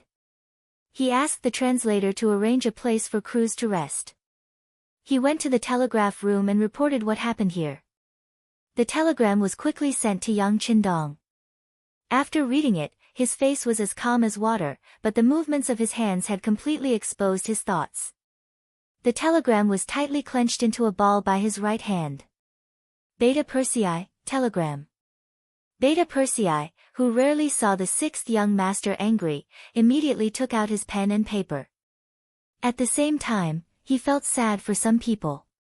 Although he didn't know what the telegram was about, provoking the young master was no different from provoking the king of hell. The telegram was sent out and quickly reached Long Yuntian's hands. Looking at the telegram in his hand, his expression was first surprised, then excited, and then dignified. Then he shouted, "Come, invite that Spanish Deputy General over." 3 hours later, Deputy General Cruz reappeared on the Spanish warship and reported the whole negotiation to the envoy Miguel. Oh. Did they agree? Miguel's face revealed a hint of surprise. Yes, General. Not only did they agree, but they also fully satisfied our requirements. They will give us 3 cities as a foothold. In fact, this is easy to figure out. These territories are not theirs to begin with. Naturally, they won't feel bad about giving them away. Of course, they also made 2 requests. Cruz smiled and took out the contract he signed with Long Yuntian. What are the requests? Miguel asked. First, find out the military headquarters of the Goldilocks dynasty in the south, and then destroy them. Second, hand over the messenger of the Goldilocks dynasty, Kamoy, to them. When Cruz said these 2 requests, there was no strange look on his face. Not only him, but even Miguel also did not show a curious look. It was probably because these 2 requests were nothing to him at all. Or perhaps, this was an opportunity for them to show their strong combat power. It was a way to show off their means. Okay, agree to them. This time, we will use this opportunity to attack the people of the Goldilocks dynasty and let the mercenaries see our strength. In this way, let's see if they dare to be dishonest when dealing with us in the future. Yes, General. Should I invite Kamoy over? Kurlutz had a sinister smile on his face. Kamoy, who was locked in the room, was still anxiously waiting for Miguel's answer. This time, in order to solve the siege of the capital, the king even agreed to give up the land and the city. This showed that the capital was already very dangerous. Now, he only hoped that Miguel would agree to his request quickly. In the long wait, every passing minute was a torture for him. Finally, there was a knock on the door, and Cruz's voice came out, "Mr. Messenger, our general wants to see you." Chapter 928. Quemoy met Miguel again as he wished, and then got a very satisfactory result. The other party agreed to the deal and proposed to meet with their commanding general to discuss how to deal with the mercenaries. Although the number of reinforcements was only 2,000, they all had guns, and the Spanish warships also had cannons, which were not available in the Golden Border dynasty. Once used well, it could play a role in a surprise attack, and it was not impossible to reverse the situation of the war. Quemoy left happily, and when he returned to the ship a day later, he brought the news that the southern command of the Golden Border dynasty agreed to the alliance. Soon afterward, the 2,000 Spanish troops disembarked and left behind Quemoy's messenger. Then, Long Yuntian received the information sent by Kurlutz, and the first and second groups set off. An unfathomable but chaotic battle began. Miguel led Kurlutz to attack the command center of the southern army of the Golden Border dynasty with 2,000 flintlock soldiers. Then the main force of the Navy's Cold Front Division suddenly appeared, surrounded the place, destroyed their command system, and shot the commander. At first glance, it looked as if the mercenaries were working together with the Spanish army. But suddenly, the mercenaries opened fire at the unprepared Spanish army, who were about to enjoy the fruits of their victory. Finally, Hai's 3rd Division showed their strength. Both sides were using flintlocks, but one side was using flintlocks that were slightly more advanced than the Ming dynasties, while the other side was using a more powerful, long-range, and accurate rifle. Before the battle had even begun, the victor had already been decided. After a chaotic battle, Miguel, Kurlutz, Quemoy, and others were captured. It was the so-called mantis stalks the silkworm, unaware of the oriole behind. The Spanish army, Quemoy, and others were used and became captives in the hands of the mercenaries. Also captured were 20 warships belonging to the Spanish. They were occupied by the 4th Sea Division, and then the warships went straight to the harbor of Chimney City. The southern command of the Golden Border dynasty was destroyed, and the 100,000 troops were leaderless. Taking advantage of this opportunity, the 4th Sea Division launched a full army charge. The army was defeated in the chaos, and the southern defense line was broken. All of this was Yang Qindong's strategy, using the Spanish army to defeat the southern army of the Golden Border dynasty. Judging from the results, the process was not complicated, but it was complicated to have the courage to attack the Spanish. In other people's eyes, they definitely wouldn't act rashly without knowing the details. However, in Yang Qindong's eyes, all of this was nothing. First, he made use of the other party's belief in the contract to make them fight for him. After that, he immediately sent out troops to encircle and annihilate them. Now, it seemed that the plan was well thought out, and the result was successful. As for whether Spain would send people to cause trouble for him in the future? Sorry, even if they didn't come looking for trouble, Yang Qindong would still fight them. To him, it was only a matter of time. This time, it was just an appetizer. The defeat on the southern front was like adding hail to snow. The Golden Rim dynasty was completely in a passive position. At this moment, the 4th Army Division led by Yang Qindong and the 1st World Cavalry Regiment had successfully occupied the eastern city of Borromean. At this point, they were only separated from the capital by Dakmao City. It was no exaggeration to say that the Golden Rim city of the Golden Rim dynasty had appeared in front of the mercenaries. It was only a matter of time before they captured it. In the capital of Golden Rim City, when the news came, the entire capital was in chaos. Countless merchants and people wanted to escape from the war. There were even many family members of the officials among them. Left Prime Minister Ding Dingwei, who had long predicted this, gave a death order. The 4 cities were closed. Even if they were trapped in the city and died, no one was allowed to escape. It was not that Ding Dingwei was ruthless. It was just that such a chaotic situation was likely to give the mercenaries a chance to enter the city. If that was the case, they would lose their last chance to negotiate with the mercenaries. Once the royal family was destroyed, Ding Dingwei would become the biggest sinner. The royal palace was no longer as high-spirited as before. Whether it was King Boromir, left Prime Minister Ding Dingwei, or Dagon, who was the general of the city's defense, they all looked very disheveled at this moment. Everyone looked much older and more haggard. What's the situation in the city? Is there any news from the Allies' reinforcements? Boromir was still sitting on the throne, but at this moment, his eyes were listless and his body was weak. The 4 gates are closed. No one is allowed to leave the city. The situation is still stable. The food in the city is enough for at least 3 months. As for the Allies' reinforcements, they said that they are still preparing. They want us to hold on for 1 more month no matter what. Left Prime Minister Ding Dingwei said these words weakly. He knew in his heart that the Golden Rim dynasty was finished. 1 month? Boromir sneered. The mercenaries' progress was so fast that not only did they catch him off guard, but also the Allies. Since that was the case, there was no need to rely on them. His gaze moved from Ding Dingwei to General Dagon. If we defend Golden Rim City to the death, can we hold on for a month? This. Dagon looked troubled. Your Majesty, I'm afraid it's difficult. But I and the 60,000 soldiers in the city will not retreat. At this moment, Dagon showed the calm side of a general in the face of death. This made Boromir feel relieved. However, there was no hope in resisting. What was the point of it?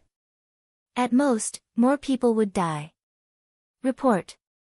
At this moment, a messenger ran in from outside the hall. He knelt on the ground and looked at King Boromir. He lowered his head and said nervously, Your Majesty, news just came from the front lines. Darkmouth City has opened its gates and surrendered.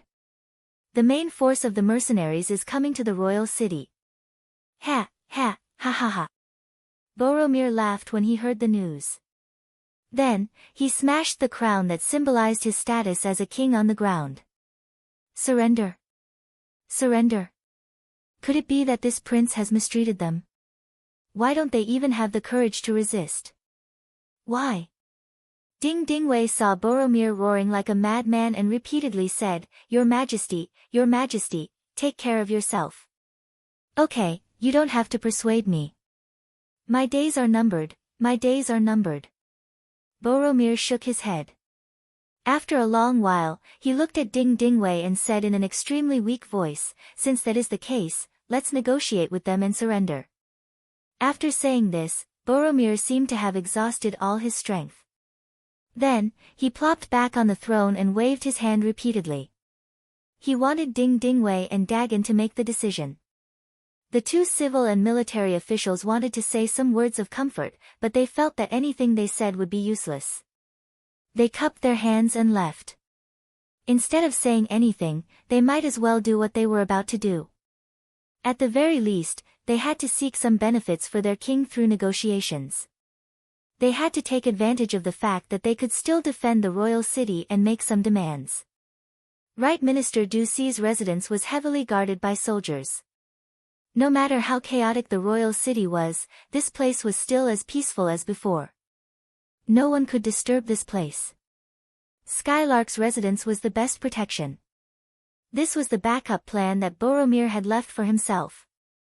It had only been 20 days since the start of the war, but the situation had already turned upside down. Things had remained the same, but people had changed. Left Minister Ding Dingwei and General Dagon appeared in the Right Minister's residence together.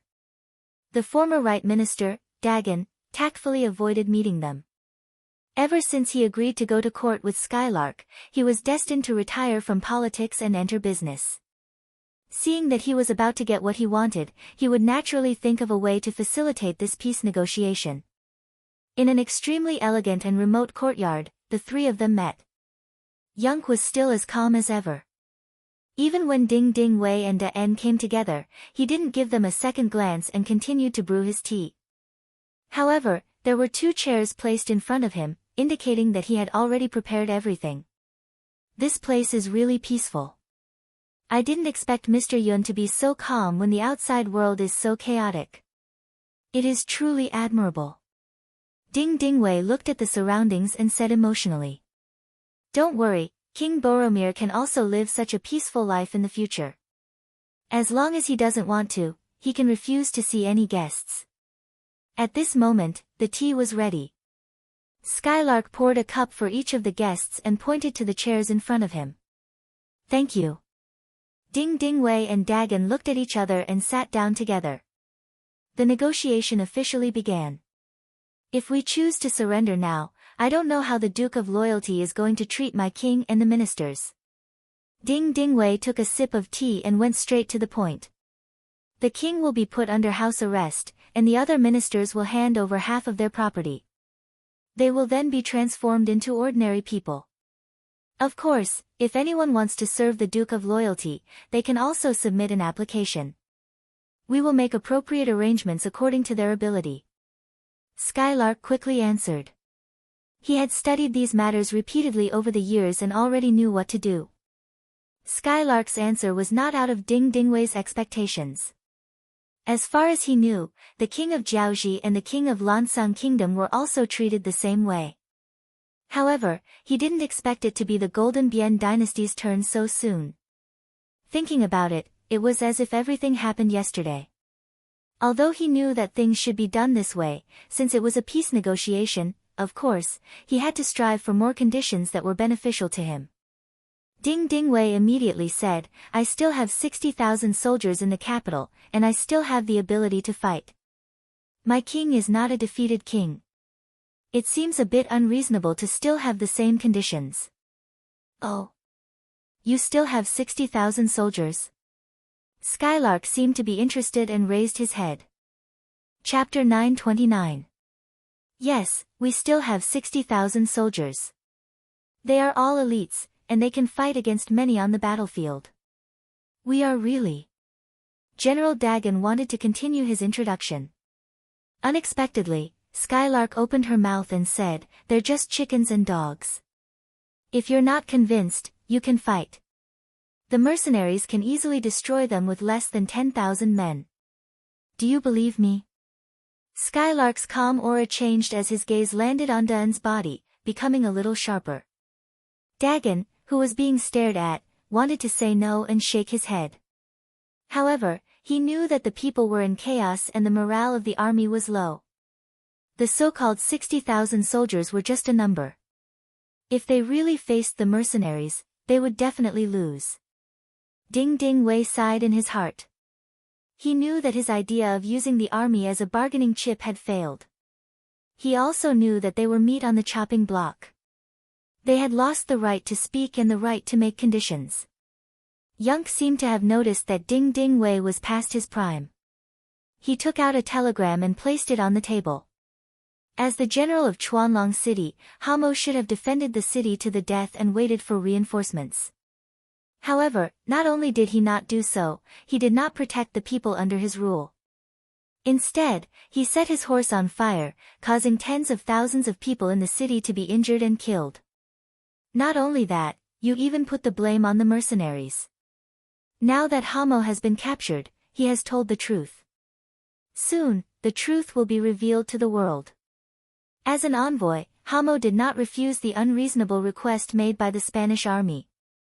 Instead, he agreed to cede a city in exchange for benefits and asked them to send troops to deal with the mercenaries.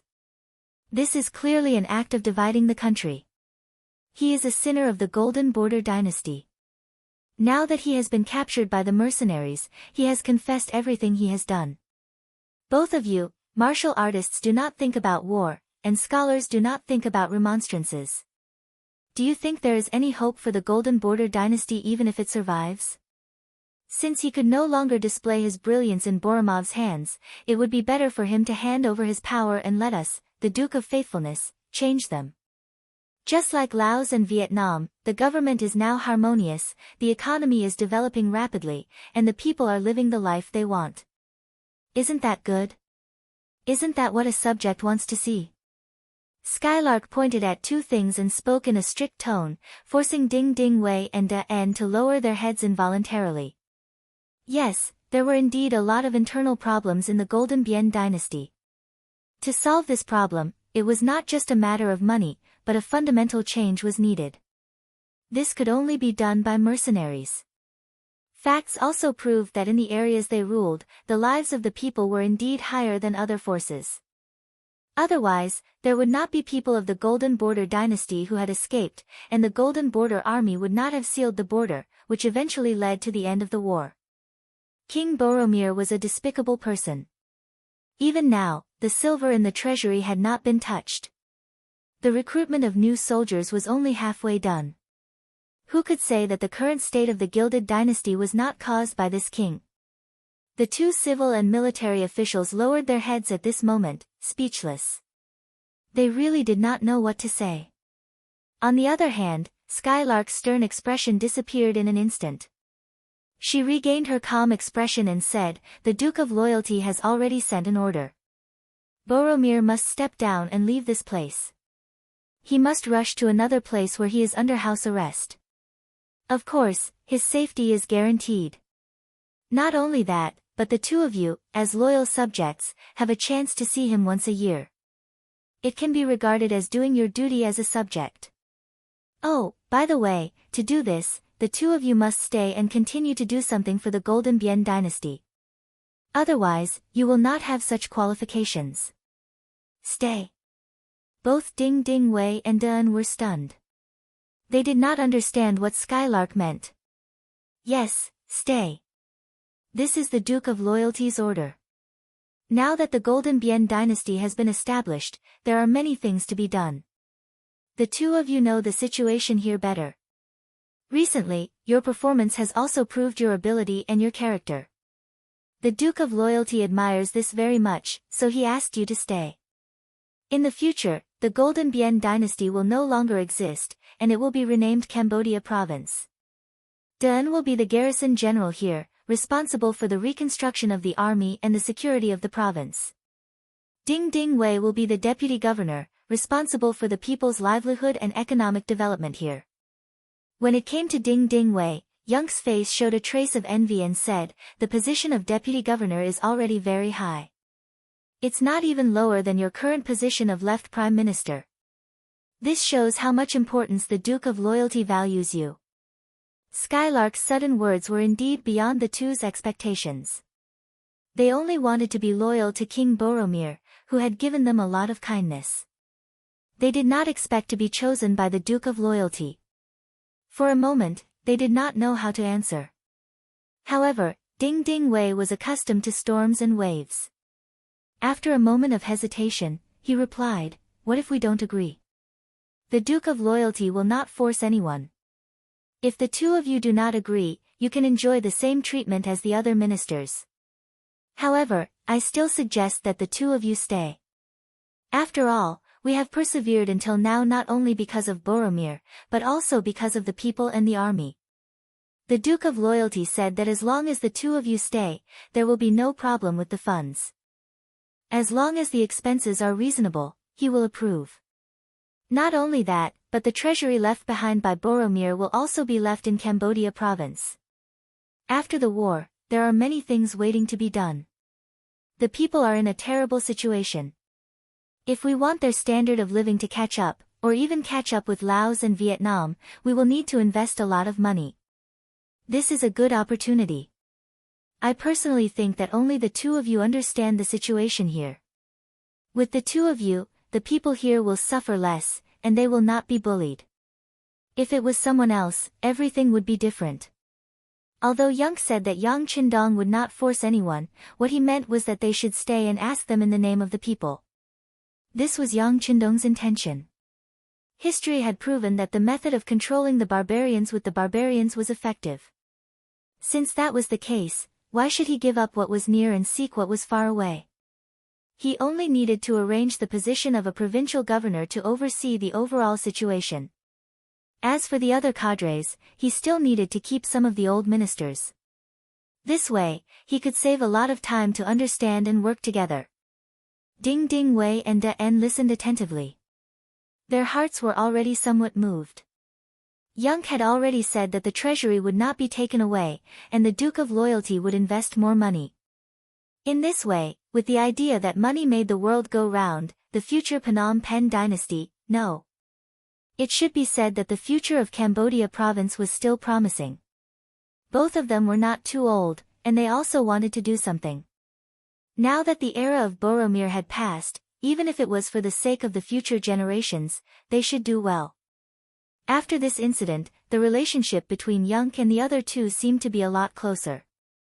When the two of them negotiated, they began to set out from the perspective of how to rebuild Cambodia province. Naturally, everything went according to their wishes.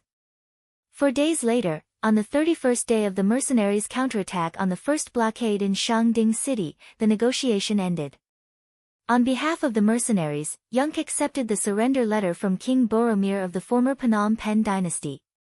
From the beginning to the end, it only took a month. Although there was still a lot of work to be done after this, the speed at which the armed forces of a kingdom were disarmed was still shocking. Yang Qindong had said before that he would solve the problem of the Phnom Penh dynasty by force in 1 to 2 months. Now he had done it, and it was done with the best standards. This made Luan Shaoqian, the governor of Laos, who was in charge of logistics, feel less pressure. In order to restrain Siam and Ava from sending troops to help the Phnom Penh dynasty, Luan Shaoqian first gave the merchants of the two countries a tax reduction and discounts on goods, and other benefits to show their friendship. It turned out that this trick was indeed very effective. When the news of the war came, the Phnom Penh dynasty sent people to seek military support from the two allies. These merchants made a lot of obstacles, which slowed down the speed of the two countries' troops. Now that the Phnom Penh dynasty had changed its name to Cambodia province, their army still had not been assembled. Without external interference, now that the war was over, Siam and Ava had no reason to send troops. While they had to swallow this bitter fruit, they also began to strengthen their armaments because they had a feeling that the rapidly developing mercenary army would not let them stay. One day, they would be eaten up like the Phnom Penh dynasty. For this reason, the kings of the two countries reached a private agreement that no matter which country was attacked in the future, the other country must unconditionally provide support. This was originally for their own survival. The spies of the Security Bureau and the CIA buried in the two countries reported this news to Yang Qindong. He just glanced at it and threw it aside. What he needed to do now was to stabilize the situation in Cambodia. It was true that he did not have more strength to conquer other countries. It was not that he did not have enough soldiers to conquer these two small countries, but that he did not have enough manpower to occupy and manage them. Not to mention, as soon as the war started, Baiming and Nanming had already taken action. Chapter 930. As more and more Han people entered the grasslands' first city, and these Han people were sent there after being trained in Chichen City, the spies of the northern and southern Ming went there one after another, using various means to extract information from these people. Yang Qindong was the leader of the mercenaries, and the fact that Chichen City was his headquarters was basically known to the whole world. This time, Yang Qindong took the initiative to attack the Phnom Penh dynasty, which made the northern and southern Ming feel a strong sense of crisis, so they also learned from him and took the initiative to start the expansion journey. For example, the southern Ming took the initiative to send an army to approach the sphere of influence of the king of Minzhuang. Baiming also began to mobilize an army to rush to Datong Mansion and Xian Mansion. They wanted to launch a pincer attack on the Walla leader Yeshen in the Hatao area. The situation suddenly became tense because of this. Yang Qindong also ordered the commander of Tiger's man in the first city to keep an eye on Baiming's every move. Once they found out that they had bad intentions, they should not be soft-hearted or afraid. When the enemy attacked, they just had to deal with them properly. While the first city was ready to defend, Yang Qindong also sent a telegram to the general of Yunnan province, Hong Jin, to send troops to Liangshan. He wanted to show his presence in front of the forces of Baiming and the king of Minzhuang, and also indirectly warn both sides to be careful of his existence as a fisherman. In terms of original intention, Yang Qindong did not want to see the southern Ming unify the south. A strong and complete southern Ming was not what Yang Qindong wanted to see now. What he wanted to see was a serious internal friction in the southern Ming, which would play a better role in promoting his presence there in the future.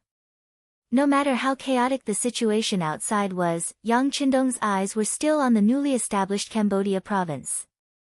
When the capital, Phnom Penh City, also opened its door and surrendered, and King Boromir was secretly sent to Chichen City, the previously prepared 340,000 people also went down the Mekong River.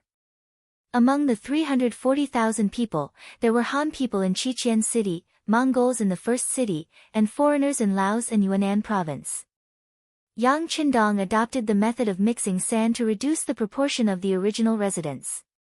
However, in the face of Cambodia, which had a population of 4 million people, a mere 300,000 people could not solve any fundamental problems, which was also what troubled him the most recently. Sun Xiaoguang was one of the cadres that Yu Qian, the governor of Qiqian City, valued highly. When he was less than 40 years old, he was found to have the ability to manage and see the overall situation. He began to be put in an important position and participated in the construction of Qiqian City. This time, when Yang Qindong asked Yu Qian for him, he was entrusted with an important position and became the first governor of Cambodia province. At this time, he was standing in the palace of Phnom Penh City, reporting to Yang Qindong about his work and some of the difficulties he was facing now. Governor Sun, leave a quarter of the palace as my office in the future. You can rebuild the rest of the place into a commercial street.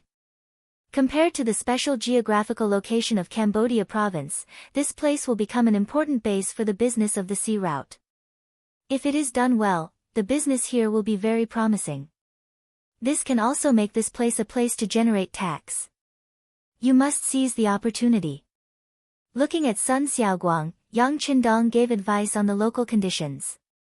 Yes, sixth young master, Xiaoguang understands.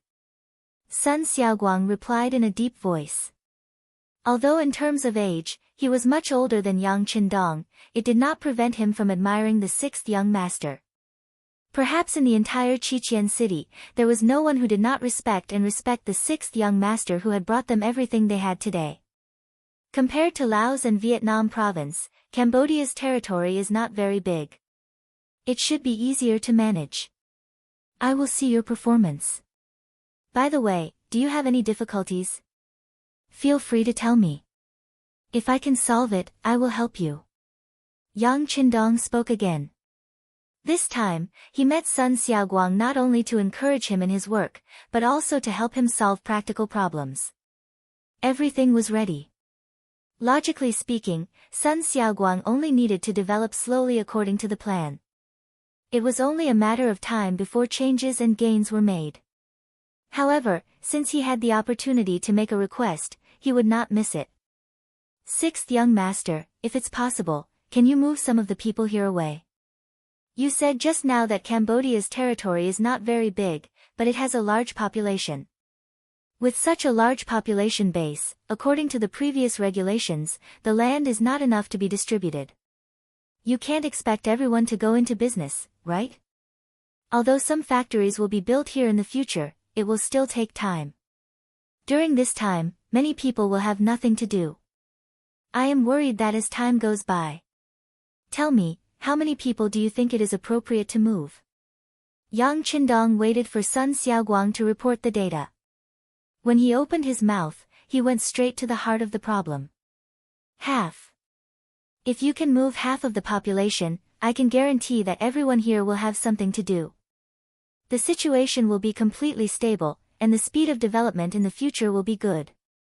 Finally, Sun Xiaoguang seized the opportunity and demanded an exorbitant price. He wanted to move 2 million people. 2 million. Yang Qindong did not expect Sun Xiaoguang's request to be so high. However, when he thought that Sun Xiaoguang was doing it for work, he did not refuse. Instead, he quickly nodded and said, "Okay, I will think of a way." Originally, he wanted to bargain, but he did not expect that the sixth young master would agree. Sun Xiaoguang was very happy and nodded repeatedly to express his gratitude. You don't have to thank me. You are doing this to do a good job. I can find a way to move 2 million people out for you, but you have to remember that once this place is restored to its original state, there will still be outsiders who want to move in. At that time, you are not allowed to talk about conditions and difficulties. Yang Qindong gave a warning in advance. Sixth young master, don't worry. I know. Sun Xiaoguang stood at attention and promised. Now that Cambodia was just established, it needed the help of others. In the future, when they became stronger, they would naturally help other regions. Sun Xiaoguang was very clear about this. Not long after, Sun Xiaoguang left happily, leaving Yang Qindong standing there looking at the map with his brows furrowed. Looking at his current forces, needless to say, Chichen City was the place where the Han people gathered. People from Cambodia were not qualified to go there, so they could be excluded. Shur City had the smallest population, about 200,000. However, it was not rich in resources, so it was difficult to be self-sufficient. Therefore, he could not send a large number of people there. Vietnamese province already had a population of 3 million. It was not impossible to accommodate more people, but it would only increase the burden there. The same was true for Lao province, which had a population of 3 million. It also needed development, but it could not absorb more people. Since these forces could not do it, he could not throw the 2 million people that Sun Xiaoguang proposed to move into the sea. Wait, see. Yang Qindong's mind flashed an idea in an instant. Then, his eyes fell on the sea. In a few breaths, layers of ideas formed in his mind. Then, he punched the place marked on the map as Luzon Island with a smile in his eyes. In ancient times, Luzon Island was a small country called Luzon. Since the Song and Yuan dynasties, China's merchant ships often came here to trade. China's ancient books called it Little Luzon.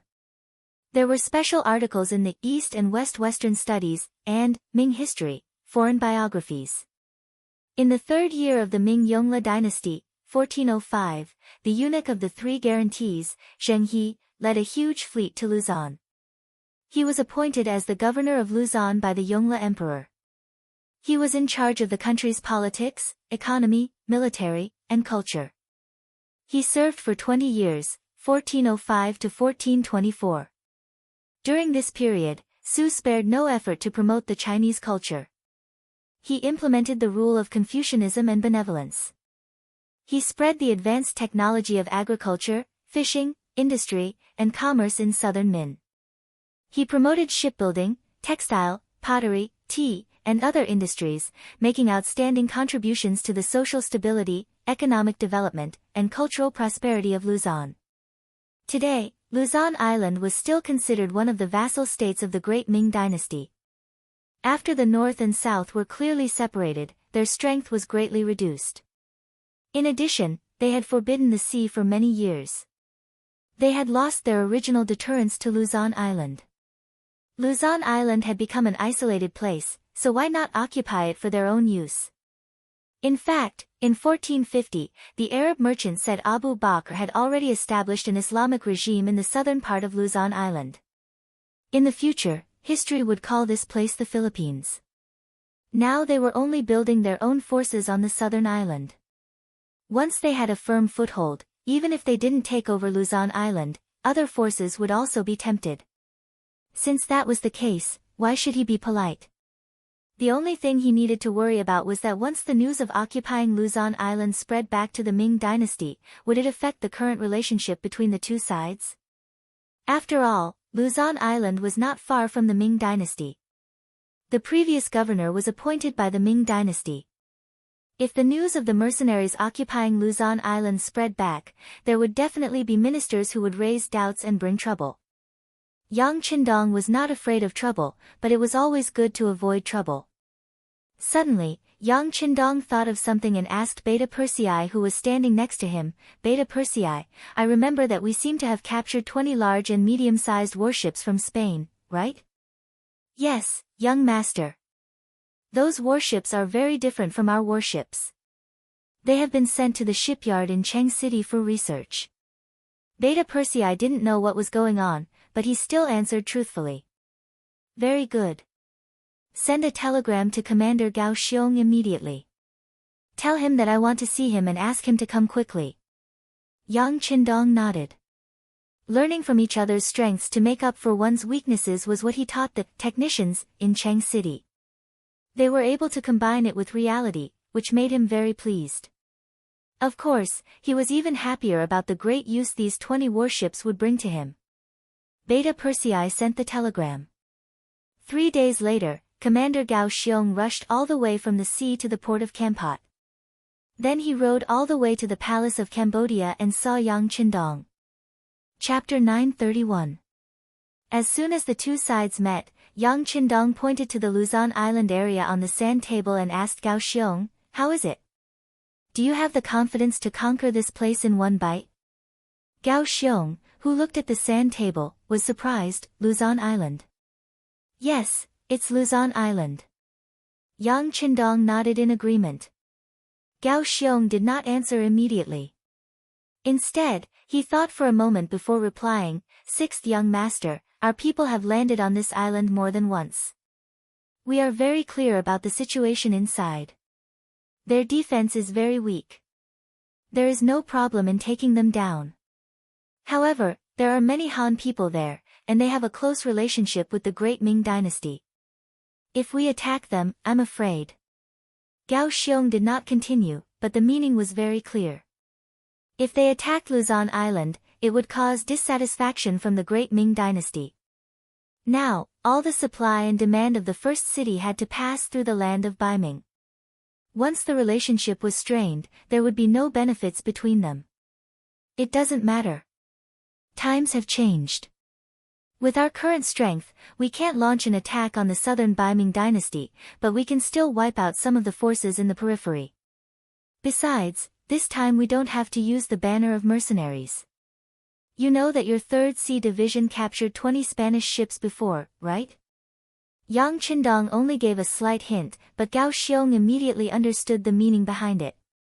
He immediately said, "Sixth young master, you want to arrange them to attack Luzon Island?" "Oh, I understand. Please rest assured, sixth young master. I will prepare it immediately. I promise that no one will know about it. This is our intention." "Hee, good. Commander Gao, this time we have dealt with the Spanish ships. I believe that it won't be long before they send more people. In addition, the Portuguese ships are still wandering in this area. No matter how good the things are, it won't be enough for so many people to share it. What's more, this young master has never thought of sharing with them. Even if one day the conditions permit, we will go out and occupy more places, so the construction of the navy is not waiting for us. Just one army is not enough." Does the sixth young master mean that he wants to form an army? Gao Xiong was smart, and he immediately understood the hidden meaning behind those words. Yes. Next, they would need to form another army, but there would be more armies in the future. In the future, when the armies were combined, they would still need to form a division. There was still a long way to go. As for you, you have to be prepared to shoulder the heavy burden. After we take down Luzon Island, we will establish the Navy headquarters. At that time, you will be the first deputy commander." Yang Qindong patted Gao Xiong's shoulder. Gao Xiong was steady, had a strong view of the big picture, and was good at commanding. He was someone who could shoulder heavy responsibilities. Hearing this grand plan, Gao Xiong felt his blood boil. He stood at attention and said, "Sixth young master, don't worry. I'll go back and prepare immediately. At the same time, there will be a selection of Navy soldiers in Resin City. In fact, we have been doing this kind of work, but because the number of soldiers we need is limited, we didn't do it with great fanfare. But it's not a problem to form an army in a short time." "Very good. At least the candidate for the commander of the Second Army, in the name of the Navy headquarters, let me have a look." Yang Qindong did what he said and put the task of forming the Second Army on the agenda. In Yang Qindong's view, if he wanted to expand his strength, it was not enough to just do it on land. In addition, the Eastern world had been exposed and could face all kinds of unexpected events or even provocations at any time. The expansion of the navy was also necessary. Gao Xiong left. Only 10 days later, 10 warships with red, yellow, and red rectangular flags sailed on the sea and went straight in the direction of Luzon Island. It seemed that this was just a simple voyage, but no one knew that all the officers and soldiers of the 1st Sea Division were curled up on these 10 ships, giving a very crowded feeling. This time, it was the 1st Sea Division that received the task. This was also Gao Xiong's idea. Since the Navy was going to establish a second army, then who would be the commander of the 1st Sea Division? As the commander of the 1st Sea Division and the first deputy commander of the Navy headquarters, of course, he had to express his opinion. The commander of the 1st Sea Division, Yu Guang, was one of the first people to follow him. He was also one of the first people to follow the 6th young master. He had the ability and qualifications, so he chose this person as the candidate for the commander of the 2nd Sea Division. This time, the capture of Luzon Island gave him an opportunity to show his face in front of the 6th young master. Yu Guang naturally grasped the opportunity given to him by the army commander. After receiving the order, he and the 4 regiment commanders of the 1st Sea Division, as well as the staff officers, repeatedly studied Luzon Island and formulated what they thought was the most perfect battle plan. When the 10 ships with the Spanish flag arrived at the northernmost dock of Luzon Island on the pretext of trade, the 4th Sea Division was responsible for controlling the port. The 1st, 2nd, and 3rd Sea Division launched a lightning raid from 3 different directions and soon controlled most of the areas around the Kago River. The Luzon government, which originally only had 50,000 soldiers and was still spread out for defense, fell in just 5 days. The already declining Governor Chen Rong was captured alive and the entire Luzon Island became a new territory for the mercenaries. On the 2nd day after Luzon changed its flag, a large number of ships with the flag of 5 stars suddenly appeared. They surrounded the 10 ships with the flag of Spain, and after a fierce battle, they destroyed them. The main commander, Miguel, and the deputy commander, Cruz, were captured and then taken away in public. This scene was witnessed by many merchants at the northern port of Luzon. At this point, the plan was successfully completed. Yang Qindong used the 2 captured enemy generals and the 10 ships to act and reasonably occupy Luzon Island. They had defeated the Western powers and returned safely to Luzon Island. When the news spread, even if the Southern and Southern Ming dynasties knew about it, they could not say anything. As for why the mercenaries did not leave and instead sent troops to guard the place, it was easier to explain. After all, this place had become the target of other countries. They only stayed to better protect this place. After Luzon Island became Yang Qindong's new power, they expanded the northern dock according to his request and renamed it Port Luzon. At the same time, a new city, Luzon City, was built on the island. Li Sheng, who was recommended by Yu Qian, was the first city lord. Because the population of Luzon Island was not large at that time, only a little more than 1 million, in order to strengthen the construction here and prosper the economy, 2 million people were transferred from Cambodia. At this point, Yang Qindong had fulfilled his promise to Governor Sun Xiaoguang. After Luzon Island became a member of Yang Qindong's sphere of influence, they had successfully taken control of the Ming dynasty's South China Sea. Relying on Ryukyu Island, Luzon Island, and the docks and harbors of Yunnan province, they had formed a pocket above the sea. Without their consent, any ships of any power that entered this place might face a heavy blow from 3 sides. The mission of capturing Luzon Island was successfully completed. The time came to May of 1454 AD. At this time, the second wife, Xiao Yin, was about to give birth. Yang Qindong gave up all military affairs and returned to Qinan City to accompany Xiao Yin, who was about to give birth, to wait for the birth of his first child. Yang Qindong stopped, and the provinces under his power also settled down. Those that should be developed continued to develop, and those that should be stabilized seized the time to stabilize. The Navy headquarters also passed a resolution to build the Second Sea Army, appointing Yu Guang as the commander. There were 4, 5, and 6 naval divisions under his command, with a total of more than 26,000 officers. At the same time, it was announced that from today onwards, the mercenaries would be renamed the 5-Star Army, and it was announced to the world. The mercenaries changed their name to the 5-Star Army, which was definitely a big deal. However, there were not many people who really paid attention to this at the moment. Everything was following Yang Qindong's attack on the Phnom Penh dynasty. The various forces also took the opportunity to seek opportunities to seize their own benefits. Shortly after learning the news that the mercenaries launched an attack on the Phnom Penh dynasty, the king of Minzhuang, Zhu Huiqiu, proclaimed himself King Nanming and announced to the world. Not long after, he sent troops to Yunnan, where King Mu Bin of Shiping was located. For King Nanming, Zhu Huiqiu, his location was not satisfactory. To the north and east, there was Baiming's army, to the west, there was King Mu's army, and to the south, there was the mercenaries' territory of Yunnan province. He was surrounded on all sides, and there was not even a safe way out. Once something happened, wouldn't his life be in danger? In order to solve this problem, he was bound to kill his way out. After thinking about it, he set his target on Yunnan, where King Shiping was located. This was also a last resort. Relatively speaking, among the three forces that surrounded him, King Shiping was the easiest to bully. In order to achieve the goal of one hit, Zhu Huiqiu mobilized 100,000 troops and gave a heavy blow to Mu Bin, who was under Yunnan, without warning. Unfortunately, because the news was leaked in advance, he did not achieve the goal of one hit. He only managed to severely injure Mu Bin. However, just as King Nanming wanted to take down the entire Yunnan, Nanming sent troops. For a time, King Nanming, who had to fight on both sides, quickly changed from offense to defense. The battle was in a state of stalemate for a while. At this time, the Vietnamese general under the mercenaries, Hong Jin, led his troops out of Lang Son and watched the three sides fight. Hong Jin's appearance not only meant that Yang Qindong behind him was paying attention to this matter, but also that he had to do a very important thing, which was to take care of the people who were injured during and after the war.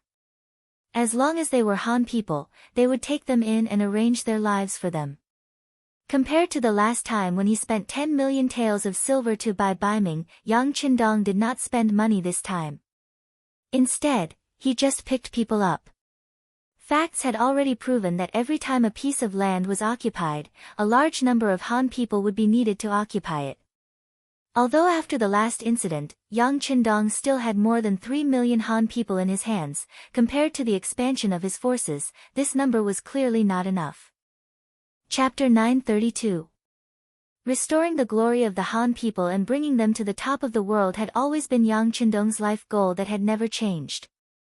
In order to achieve this goal, he needed more Han people. He needed to spread them everywhere like seeds. Seeking more Han people to join him in the war was a very good way. The mercenaries began to take in the Han people and arranged for their food, clothing, housing, and transportation. Under the arrangement of the two major intelligence agencies, this matter quickly spread throughout the battlefield. For a time, many Han people who had been affected by the war and had no home to return to seemed to have found the light. They thought of ways to rush to Langshan from where they originally were. They knew that once they could get there, all the problems in front of them would be solved. Their lives would have hope again, and their lives would be guaranteed. The mercenaries' approach quickly attracted the attention of Emperor Nanming, Prince Nanming, and Prince Shiping who were fighting. When they saw that they were not spending money to buy people, but relying on the war to recruit people, they naturally disagreed wholeheartedly. They tried their best to stop them, and even maliciously spread some rumors that once they reached Langshan, it would be difficult for them to survive. It was better to continue to stay in their hometown. The three forces actually reached an agreement on this matter, and the impact was naturally not small. Some people who originally did not want to leave their hometown naturally chose to stay. However, when the war continued, the people found that they had land but could not farm. When they had money but could not buy food, the thought of leaving arose. However, due to the uncertainty of the government, they began to use various methods. Some sneaked away, some spent money to buy passage from the soldiers. In short, they had to leave this place.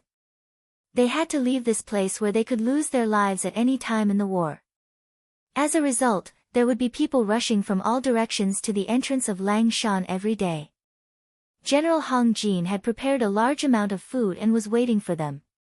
As long as these people appeared here, they would be safe. It was equivalent to being protected by him. Since Hong Jin was backed by a powerful mercenary group, none of the three forces dared to provoke him. This place had really become a paradise, a safe place far away from the flames of war. For a time, the number of people under Yang Qindong's influence began to slowly increase. Every few days, General Hong Jin would arrange for soldiers to escort these Han people to the seaside wharf in Yunnan province. Naturally, there would be a naval battle waiting for them there. They would be sent to the safest place, Qiqian City.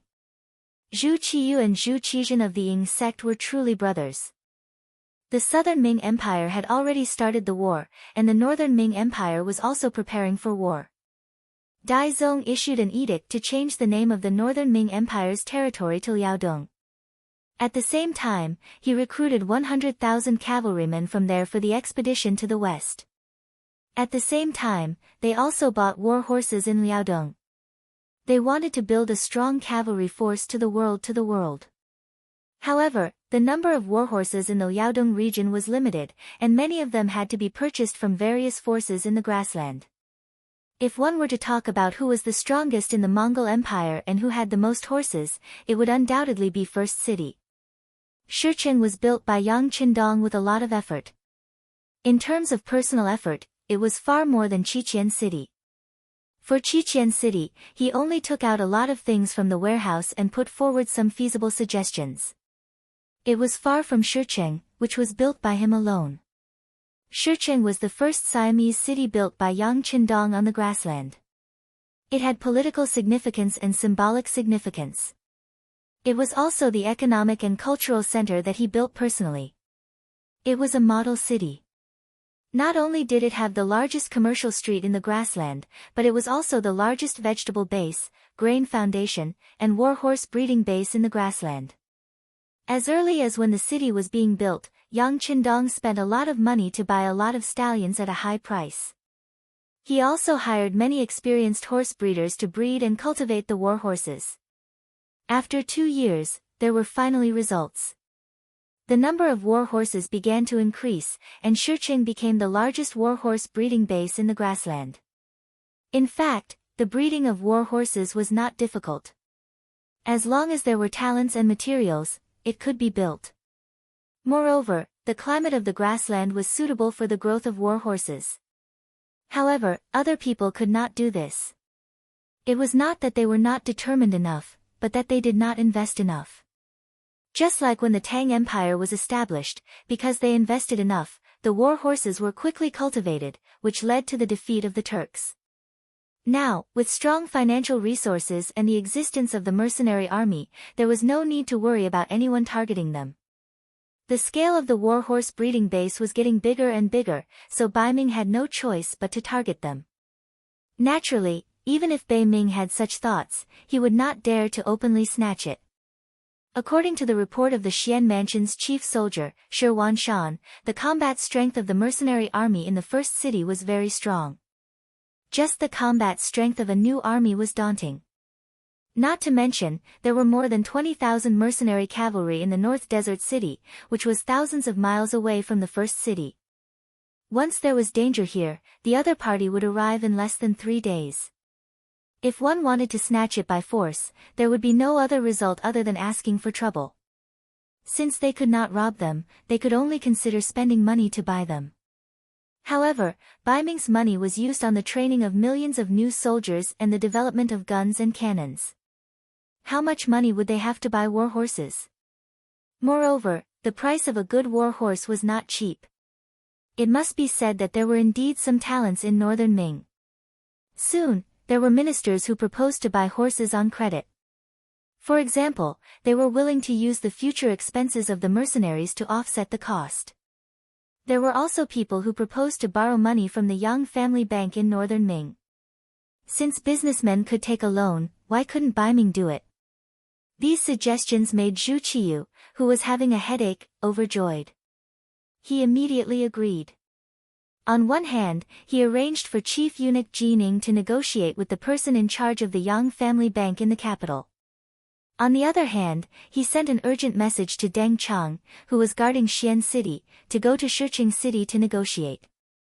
In short, no matter what method was used, as long as they could get the war horses, it would be a great achievement. In Zhu Qiyu's view, he was the emperor of a country. Whatever he wanted, he would definitely get it. However, in front of the mercenary army, this thought was broken. In short, the mercenary army only recognized money and not people. Deng Chang was naturally rebuffed. City Lord Yu Mian's answer was very simple. Considering that they were all Han people and Yang Qindong was the Duke of Loyalty, they were not outsiders. The war horses could be sold to them, but they had to take out enough money. Otherwise, there was nothing to talk about. The Yang family bank was even simpler. You borrowed 5 million taels of silver from us last year and haven't returned a single cent. How can we lend you money now? This was not in line with the development of business and was not allowed. The two sides that had high hopes were both heavily damaged. This result made Zhu Qiyu very depressed and angry. He felt that he had lost face. However, he did not have the courage of his ancestors and did not have the strength of his ancestors. Facing the mercenary army that was not weaker than them, he could not do anything.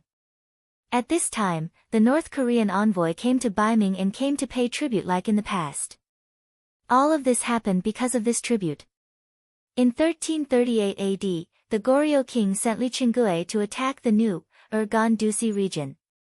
Li Qingui took the chance to start a coup. In 1392 AD, Li Qingui deposed the Goryeo king and became the king himself. He changed the name of the country to North Korea and set the capital as Hanyang, modern Seoul. The North Korean dynasty promoted Confucianism and rejected Buddhism. Adopting the doctrine of the big picture towards the Great Ming, that is, pledging allegiance to the Great Ming. This was one of the reasons why Ming Taizu declared not to conquer the country. North Korea and the Great Ming dynasty were both non-conquering countries, but North Korea had a closer relationship with the Great Ming dynasty. This might be due to their geographical location. Since the establishment of North Korea, every king had to be recognized by the Great Ming dynasty before they could ascend the throne and be regarded as the legitimate ruler. The relationship between the two sides was so good that when North Korea sent an envoy to pay tribute, the Baiming emperor would give them face and meet him. This time was no different from the past. Zhu Qiyu still wanted to meet the North Korean envoy as usual. The difference was that the envoy this time was not sent by the sixth king of North Korea, Li Hongwa. Instead, it was a subordinate of Li Hongwa's uncle, Lord Shoyang. At this time, North Korea was going through the Guiyu-Jing disaster. The so-called Guiyu-Jing disaster happened during the reign of Emperor Duanzong of North Korea. It was an incident where Emperor Duanzong's uncle, Lord Shoyang, usurped the throne in a coup. In essence, it was a matter of the North Korean royal family killing each other. The imperial court of the Northern Ming dynasty had also received news from the secret agents of the embroidered uniform guard that they had sent there.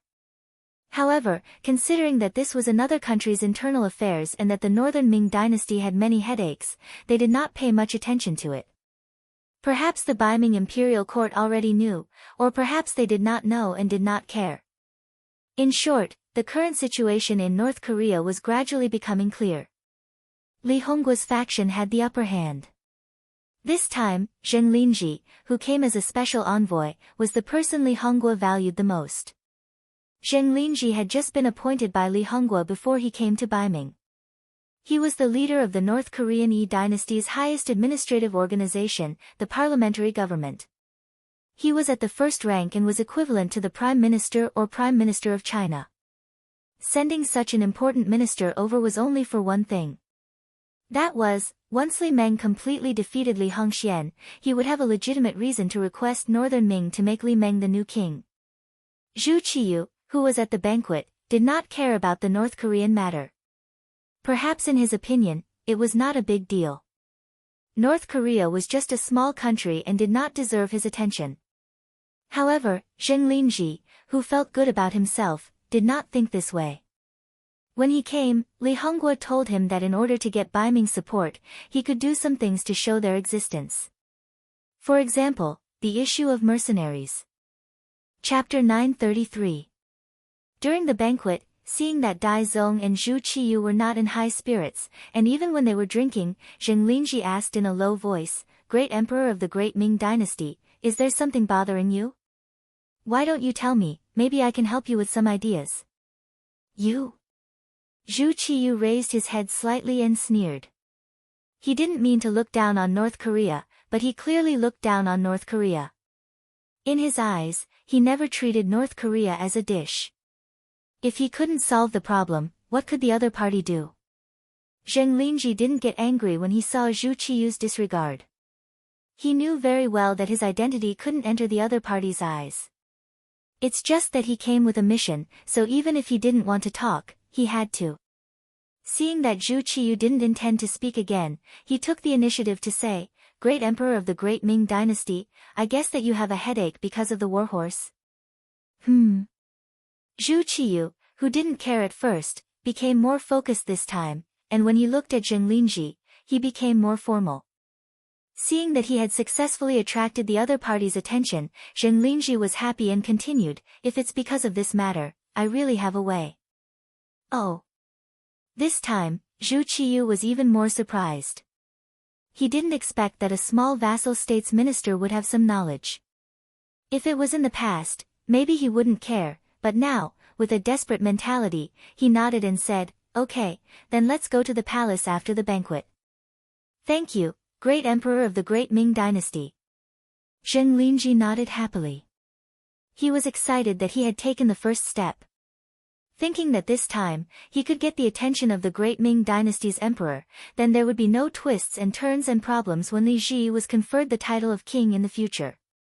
The banquet seemed to be particularly enthusiastic because of Zheng Linji's unexpected action, especially the emperor, whose face had been ugly for a long time, seemed to have forgotten his troubles at this moment, and there was a smile on his face.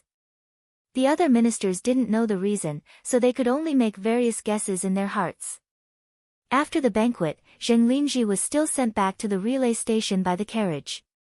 However, the others did not know that he had already gotten off the carriage halfway and was heading straight for the palace.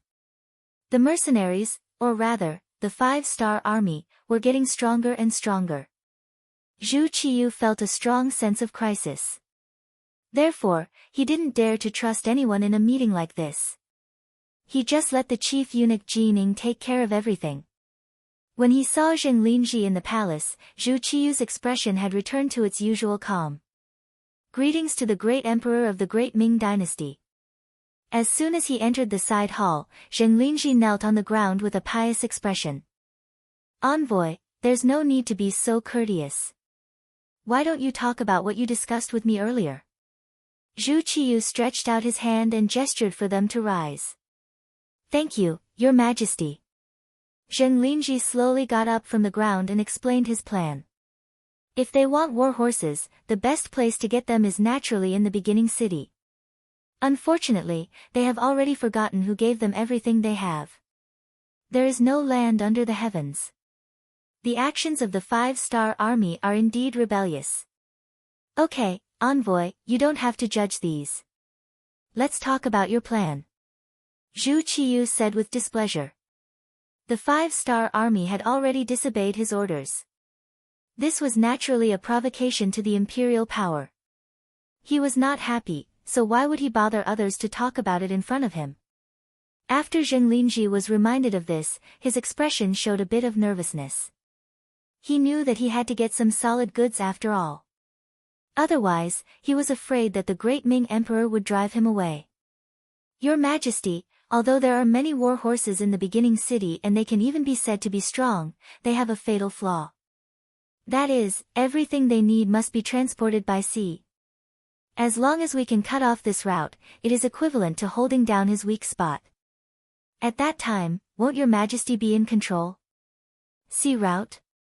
Listening to this proposal that was not very new, Zhu Qiyu shook his head with a trace of disappointment on his face. Envoy, you are wrong. The leader of the 5-star army is the loyal Duke of the Great Ming Dynasty. Why would I fight with him? Besides, the Great Ming Dynasty has been forbidden to go to sea for many years. There are no more ships. Your Majesty doesn't have any, but North Korea does. As long as Your Majesty agrees, this matter can be done by us. When the time comes, you can push all the responsibility to us. When the 5-star army agrees to Your Majesty's request, we will remove the blockade. In this way, they can't do anything about it. Zheng Linji said with a complacent look. These words were not said casually. It was the result of a long investigation by the North Korean Navy. Every time, the ships of the Five-Star Army would pass through their waters. After observation, they found that the other party seemed to be very careless. Every time, they only saw transport ships and did not see any escort ships. The number of ships of the Five-Star Army would not be many at a time, only about 30 ships. This strength was really not in the eyes of the North Korean Navy. If they suddenly attacked, there was a 90% chance that they would sink and cause heavy damage. Once this supply line was cut off by the sea, the position of the Five-Star Army would be awkward. At this time, Northern Ming was the mediator as one of the great powers of the Celestial Empire. Naturally, they could appear with a condescending attitude and propose some conditions for the exchange. After all, North Korea was a vassal state of Beiming. They would listen to them. With just one word, they could restore the sea route. For the sake of the Five-Star Army on the grassland, they had to pay some price. Zhu Qiyu wanted to think about these things again in his mind. Then, he looked at Zheng Linji with a little more warmth in his eyes. Envoy Zheng, I heard that the situation in North Korea is a little unstable now. Replying to the great emperor of the Great Ming Dynasty, it's just a small problem. Our King Li Gu will be able to solve it soon. Zheng Linji knew that the critical moment had arrived. Okay, wait for the problem over there to be solved. I, Beiming, will confer Li Gu as the king of North Korea.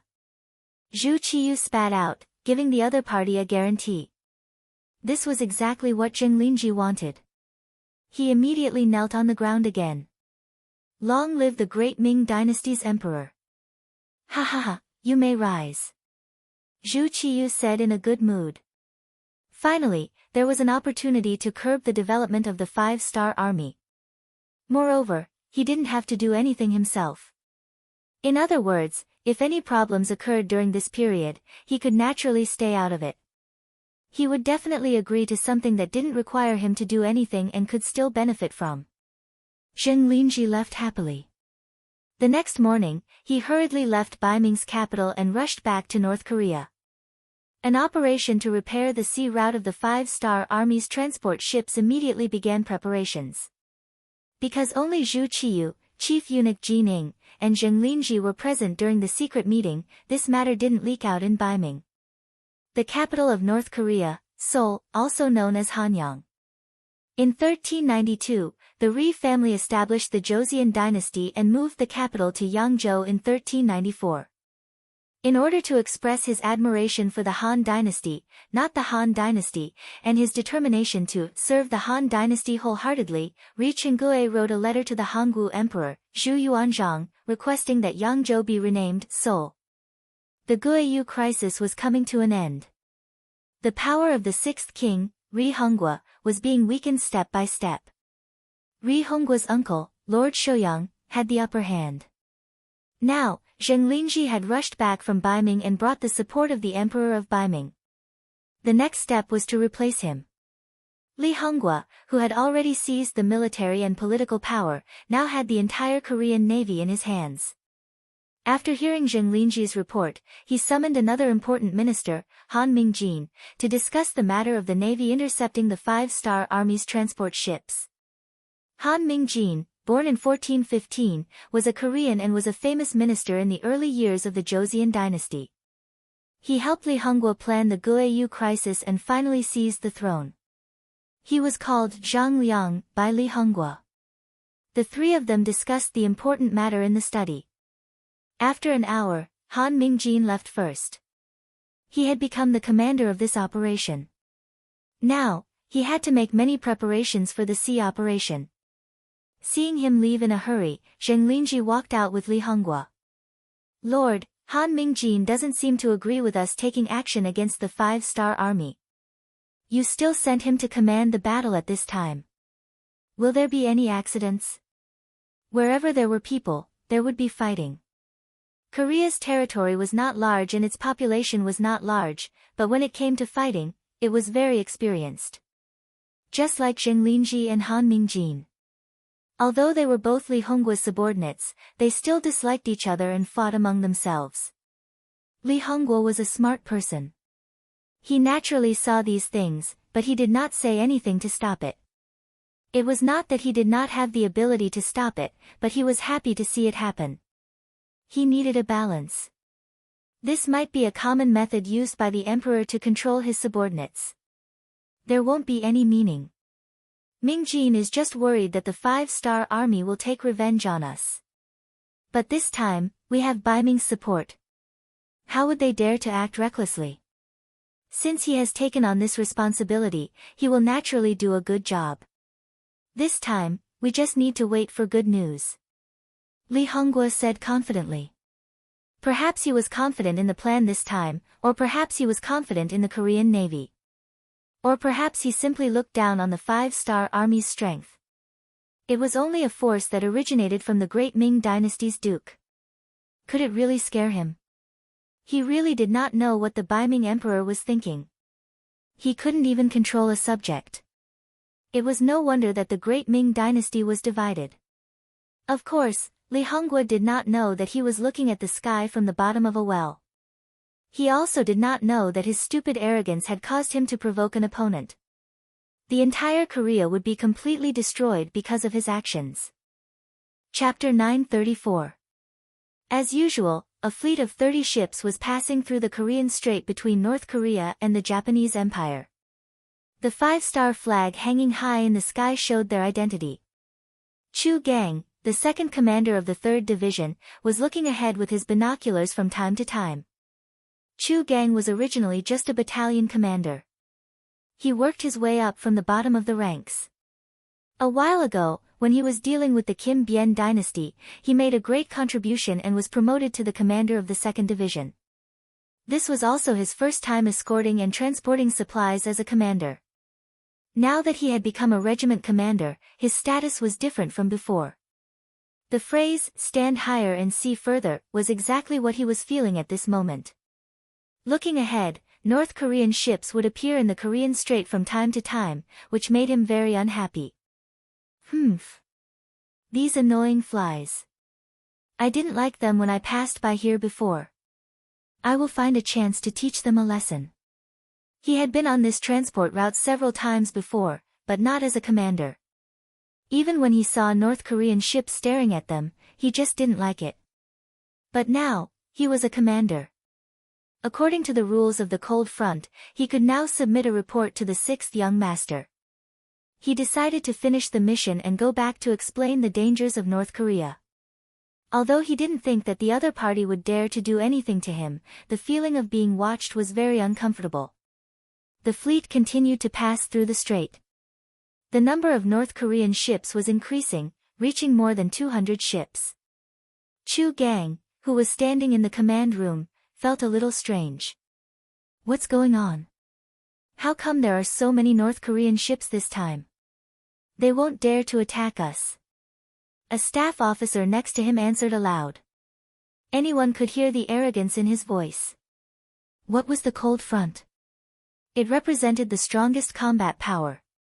So far, except for the 1st Cavalry Division, which was personally appointed by the 6th Young Master, they didn't think highly of any other army. For the staff officer's words, everyone nodded in agreement, including Chu Gang. They didn't think that anyone would dare to attack them. Or rather, someone dared to do it, but it definitely shouldn't be the North Korean Navy that they had always looked down on.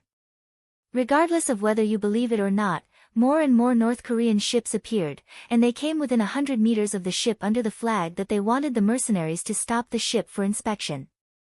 No matter what, this was the other party's territory. Although they had never been inspected before, they actually had the right to make such a request. In the face of this reasonable request, for a time, many ships couldn't help but slow down, some even stopped. Oh no, they might really attack. Immediately send out the signal flag to inform the other ships to pass through quickly. At the same time, prepare the cannons to fire. Chu Gang quickly reacted after a scream in his heart, especially when he saw the North Korean ships accelerating towards his fleet through the binoculars. The bad feeling grew stronger and stronger. After the order was given, the flag bearers quickly rushed to the bow of the ship to convey the commander's orders. At this moment, the North Korean ships that were approaching also began to move.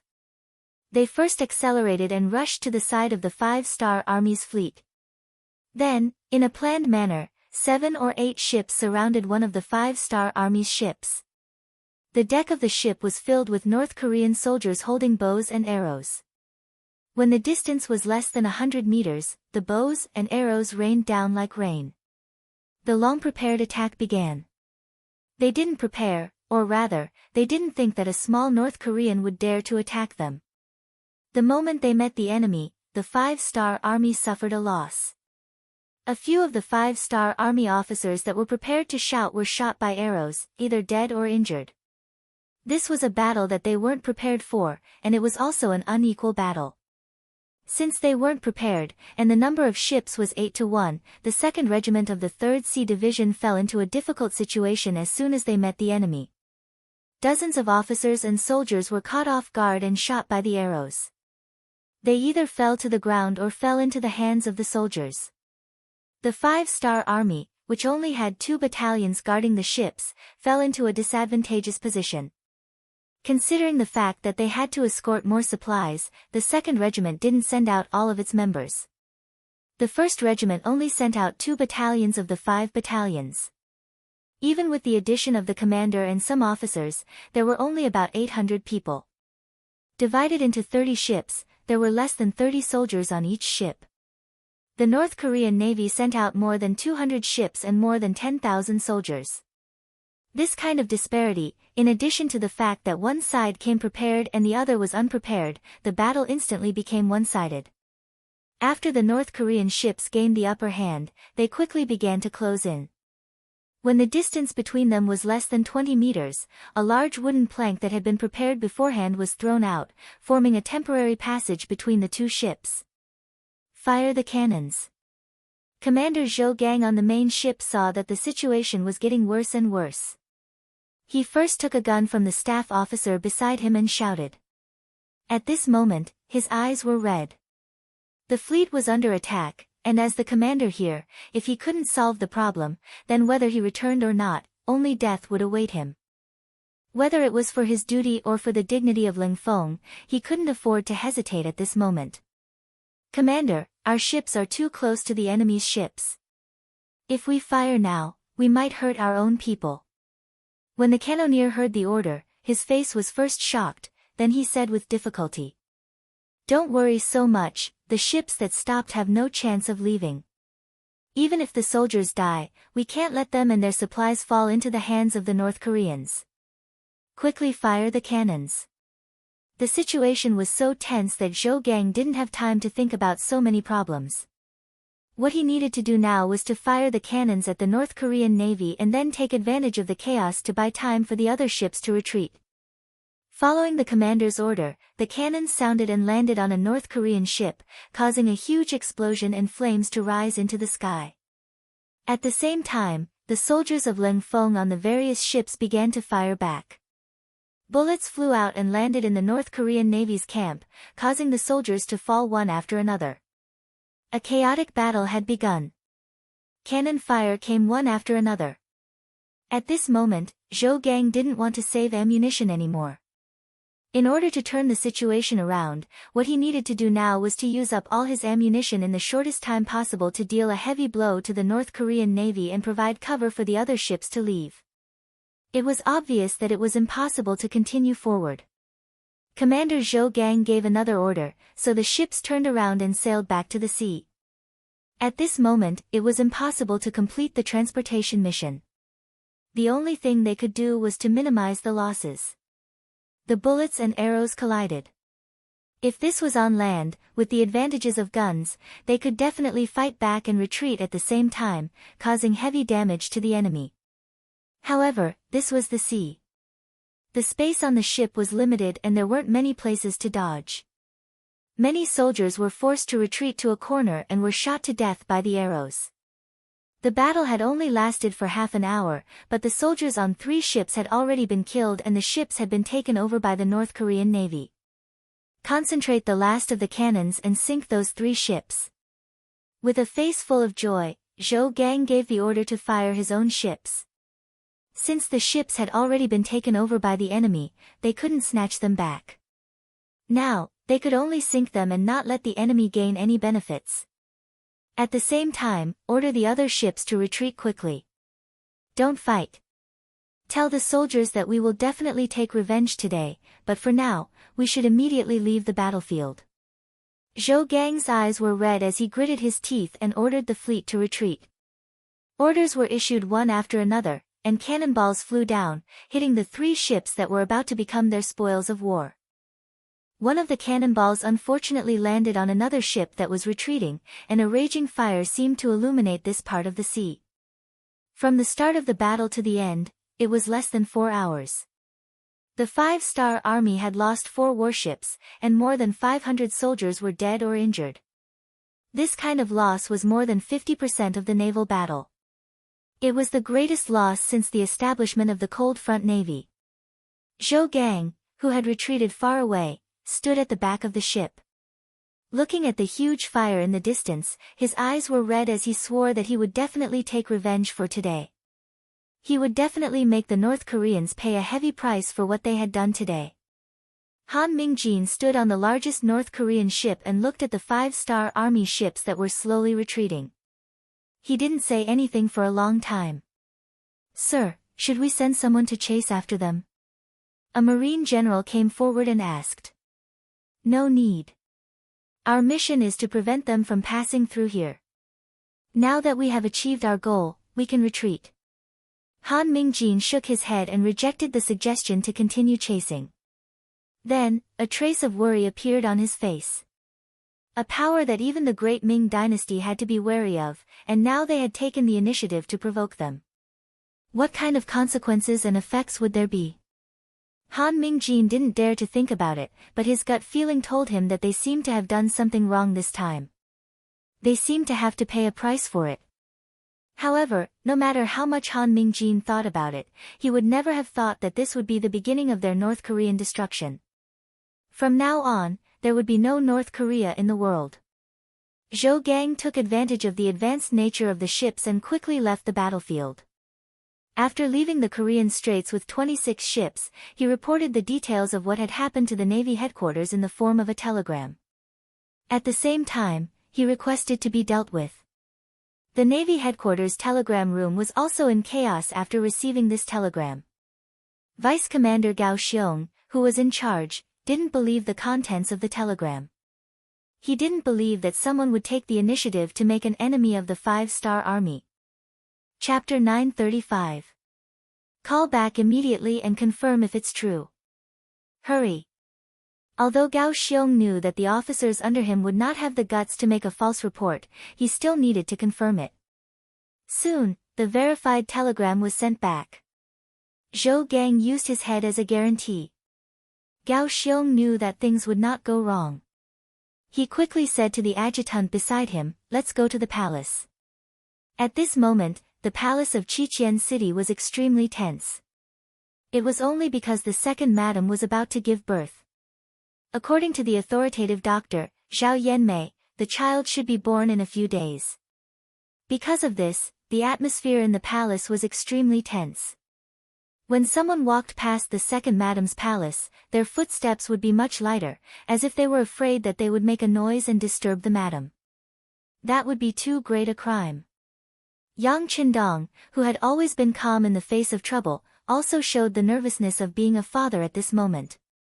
In both his previous life and this life, he had experienced a lot of bullets and seen countless moments of life and death. However, this was the first time he had his own child. People were always full of respect for the unknown. At this moment, he was no exception. Nervousness and apprehension had been wrapping around him. Beta Persei changed his usual carefree attitude and carefully came to Yang Qindong's side and whispered, "Young master, Deputy Commander Gao is here. He said that he has something important to say to you." Yang Qindong, who was already a little nervous, frowned after hearing Beta Persei's words. No one did not know what time it was, but Gao Xiong still came. This was enough to show the importance of reporting. "Okay, tell him to wait in the side hall." In the side hall, Gao Xiong received the telegram from Zhou Gang and handed it to young Qindong. Then he lowered his head and said, "Sixth young master, I have sent a second telegram to confirm the authenticity of this matter." What a bold North Korean navy. We did not go to find trouble with them, but they dared to find trouble with us. They really don't know what's good for them. Yang Qindong read the report.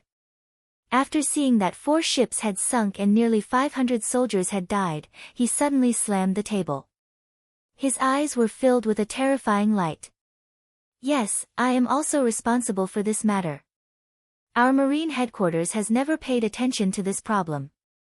We always thought that no one would dare to do anything to us, so we were careless and gave the enemy an opportunity. I am sorry. Seeing that Yang Qindong was angry, Gao Xiong quickly bowed his head and admitted his mistake. The Marine headquarters is indeed responsible. Some people have been blinded by victory. This incident is a wake-up call for us. Underestimating the opponent at any time is a fatal behavior. You have to use this incident to reflect on yourselves. Yes, sixth young master. I will reflect on my actions. Knowing that Yang Qindong was greatly dissatisfied with this matter, Gao Xiong needed to express his stance. You don't need to reflect on yourself. This time, everyone is responsible. After you go back, immediately hold a meeting and carry out self-reflection activities. Then prepare for battle. Yang Qindong thought back to the last time he returned to Chosun City from Haijin. He saw the North Korean Navy in action. At that time, he felt that this was a problem, but he didn't expect the problem to erupt so quickly. Gao Xiong left quickly after receiving the order. Yang Qindong sat in the side hall and did not leave immediately. He still had to think about a problem. He had no contact with North Korea, and there was no hatred. Why did the other party choose to attack him? This did not make sense. Beta Persei, send a telegram to Yang San and ask him to send someone to find out which force North Korea has been in contact with recently. Also, let Yang San inform the North Korean Security Department and ask them to arrange the troops there. Conduct a detailed investigation of the strength of the army and report it to me. Yes, young master. Beta Persei agreed and turned to do it. Yang Qindong, on the other hand, threw this matter to the back of his mind and strode towards the backyard of the palace. The Cold Front Navy was raided by the North Korean Navy, and it was said that they suffered heavy losses. The news quickly spread, and then the 6th Division commanders of the Navy put down the things at hand and went straight to the Navy headquarters. In the headquarters, the division commanders arrived one by one, and then there were voices shouting to go to war and avenge the Navy. Gao Xiong explained to everyone that the 6th young master already knew about this matter, and all they had to do was wait for orders. At the same time, he called everyone together for a meeting to discuss which division or army should take action to wash away the shame of the Navy. Just as the Navy headquarters was boiling, a sharp cry came from the palace of Haijin. Yang Qindong's eldest daughter was born. It had a chubby face, 2 rows of curved eyebrows, a pair of big, bright eyes, a small nose, a pair of bodhisattva ears, a small, chubby mouth, and a round double chin under the mouth. Her hands were chubby, and her fingers were short and thick. She was very cute. Carefully hugging the eldest daughter in his arms, Yang Qindong couldn't close his mouth from smiling. Taking this opportunity, the eldest Madame Hu Yen came forward to ask for the name of the child. Yang Qindong had long been prepared. Previously, Zhao Yanmei had also said that it was very likely that this child would be a girl, so he said, her name will be Yang Jia, which means pure and kind. Her nickname will be Lele, and she will be happy for the rest of her life. Lele's voice made the palace really lively for a while. Yang Qindong also received the congratulations of the officials. On the 7th day of Lele's birth, he came from the palace to the Navy headquarters.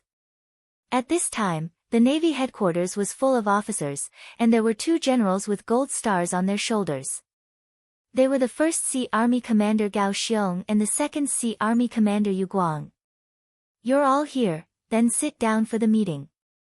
After Yang Qindong's eyes scanned the crowd, he sat down at the head of the table. The other officers, led by Gao Xiong, also sat down in their chairs. Each of them was in a dignified position, standing in a military posture. Is Zhou Gang here? Tell me about the situation.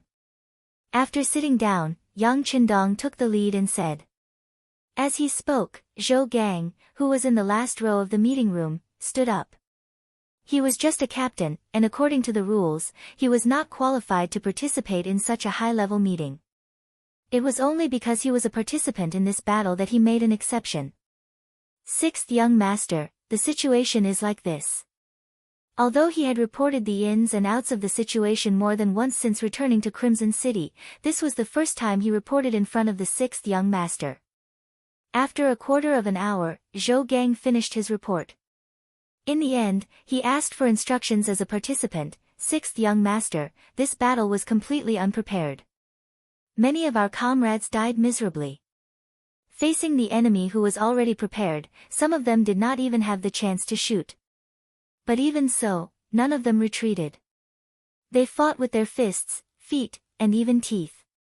They were very brave. Okay, I understand. You can sit down. Yang Qindong looked at Zhou Gang with appreciation and nodded. Because of Zhou Gang's seat, the conference room quickly fell into silence again. But everyone's eyes fell on Yang Qindong at this moment.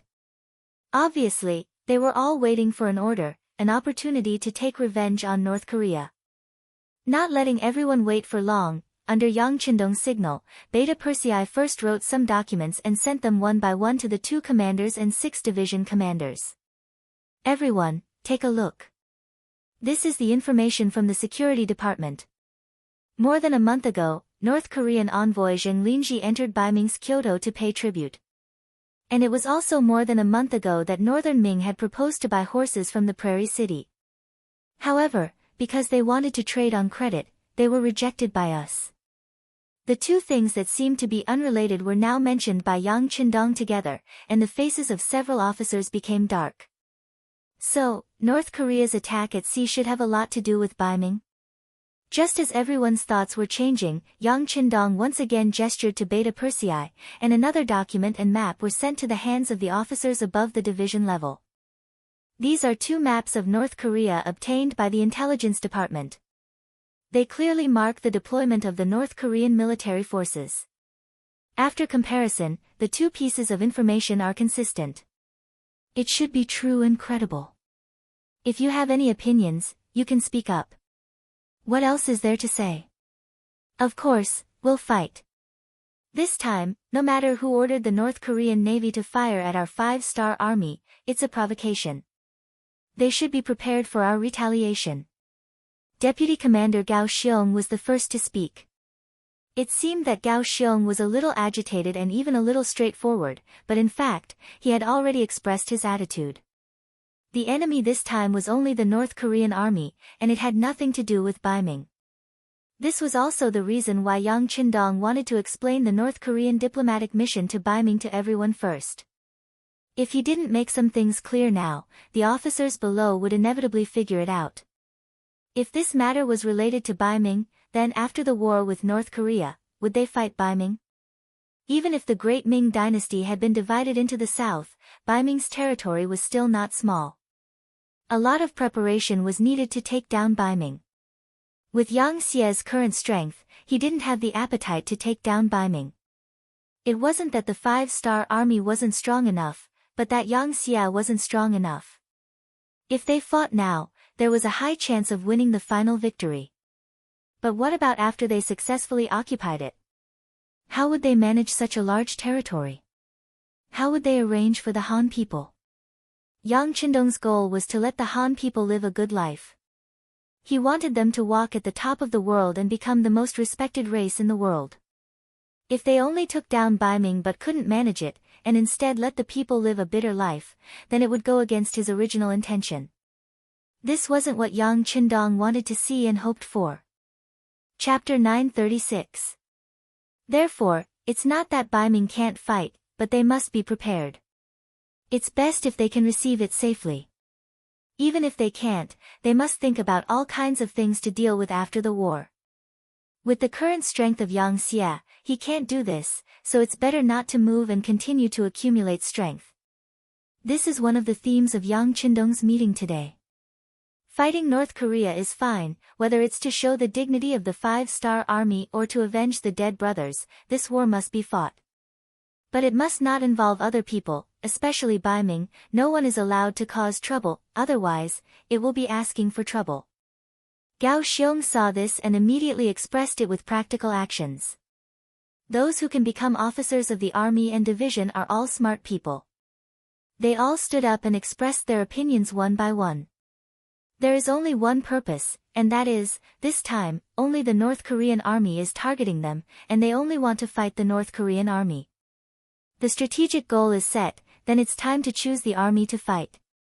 Under the leadership of Yang Qindong, the 2nd Marine Army got a chance to fight. This is also the opportunity that the 6th young master gave the 2nd Marine Army more opportunities to practice. Although the individual quality of the 2nd Marine Army soldiers is still very good, after all, they still lack combat experience. This time, it's a good opportunity to deal with North Korea.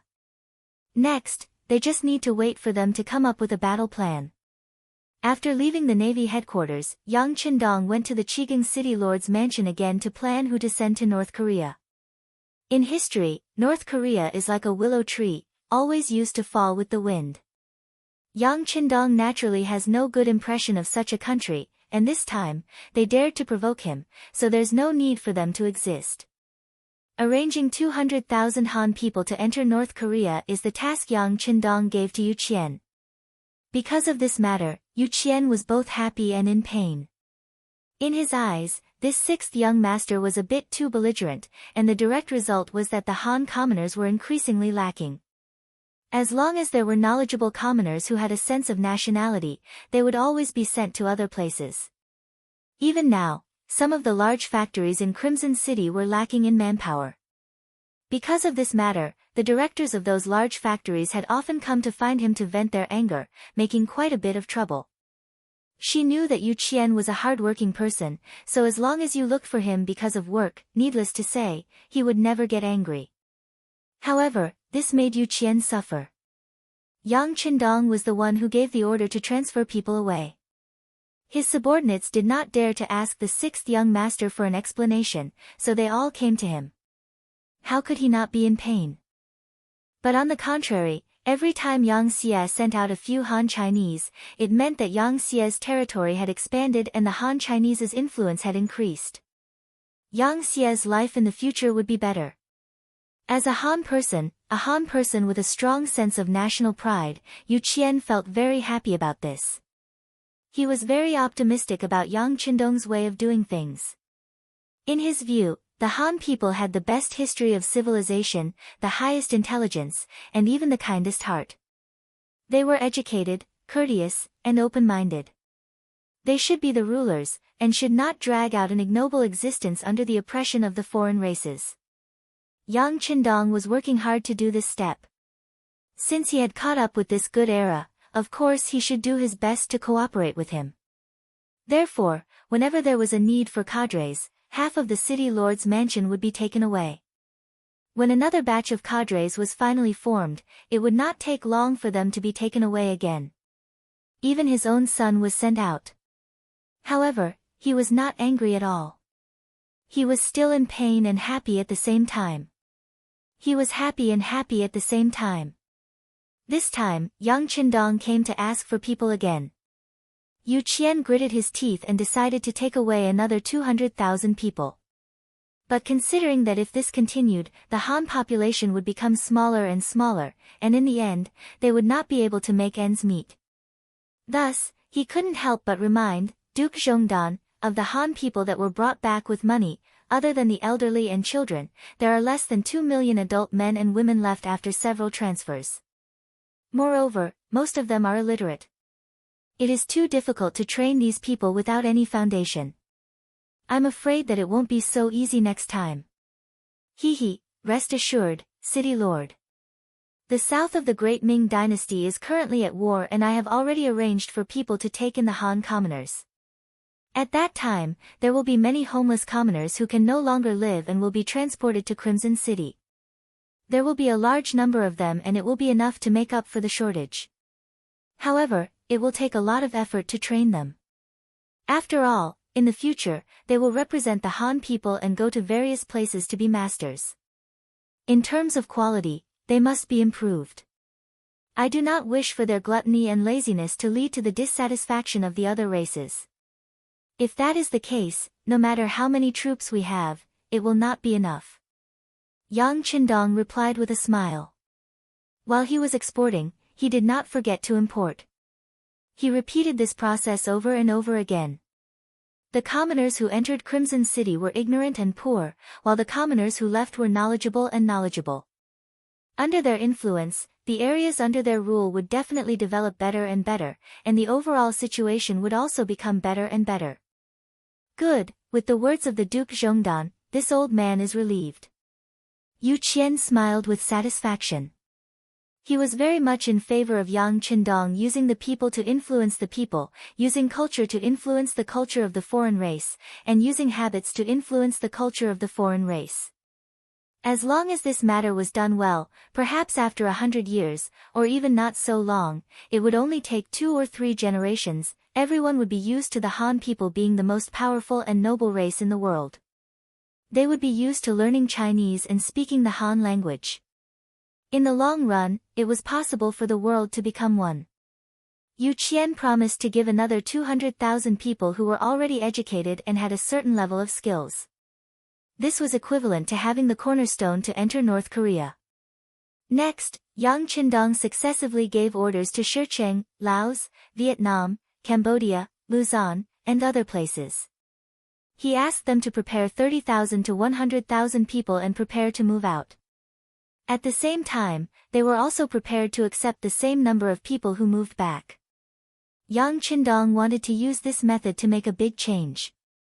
First, the density of the local population would be diluted, and the outsiders would gradually occupy the place. When the time was right, the local residents would have to leave the place where they grew up. In this way, these people would become rootless trees, and there would be no need to worry about what they would do. This was a long-term work, and it was also a big project. Only someone like Yang Qindong who had a huge territory and enough financial resources could do this. Yang Qindong, who had been busy for a day, returned to the palace. The first thing he did was to go to the second husband's bedroom to see his eldest daughter, Lele. Lele had been born for more than 10 days. Her eyes could already see the outside world clearly. Her big eyes were very cute. Whenever Yang Qindong held her in his arms, she would stick close to him tightly, and then carefully look at the man who was holding her. She was curious and very quiet. In the words of the first madam, Hu Yan, this was the feeling of blood. Little Lele knew that this was her father, the person closest to her in the world. So every time she was in her father's arms, she was very obedient and didn't make a fuss. These words made Yang Qindong, who was used to not showing his emotions on his face, so he was elated. Every time this happened, he would proudly say that he was a qualified father, a great father, and a father who cared deeply for his daughter. Yang Qindong liked little Lele so much that Xiao Yin, who was still in confinement, was very satisfied. Originally, she thought that giving birth to a daughter would cause the young master to be unhappy. Now, it seemed that she had worried too much. In fact, it wasn't just Xiao Yin. The other madams also had the same idea. But with little Lele's pearl in front of them, everyone was a lot more relieved. Presumably, no matter if it was a boy or a girl, the husband would be very happy and happy. But happy days always seemed to be short. 3 days later, a set of very specific battle plans were sent to Yang Qindong by the 2nd Marine Army. Looking at the battle plans that were originally drawn up according to the Korean military's deployment, Yang Qindong waved his pen and approved. This also indicated that he didn't have much time left in Choken City. Next, he needed to return to the battlefield and let those who didn't know the immensity of heaven and earth know what the consequences of angering him for having ideas about the 5-star army were. At the end of the 8th month of the year 1454, more than 600 ships of various sizes, including 6 large warships, New Number 4, New Number 5, New Number 6, War God Number 4, Number 5, and Number 6, more than 100 medium-sized warships, several hundred small warships, and more than 100 transport ships. Under Yang Qindong's personal leadership, the 2nd Marine Army was mobilized. The 4th Marine Division, 5th Marine Division, and 6th Marine Division, totaling more than 20,000 people, left Choken City's naval port and headed straight for the Korean kingdom thousands of miles away. After years of continuous efforts by Choken City's shipyard, the warships had been converted from wind and human power to combustion power.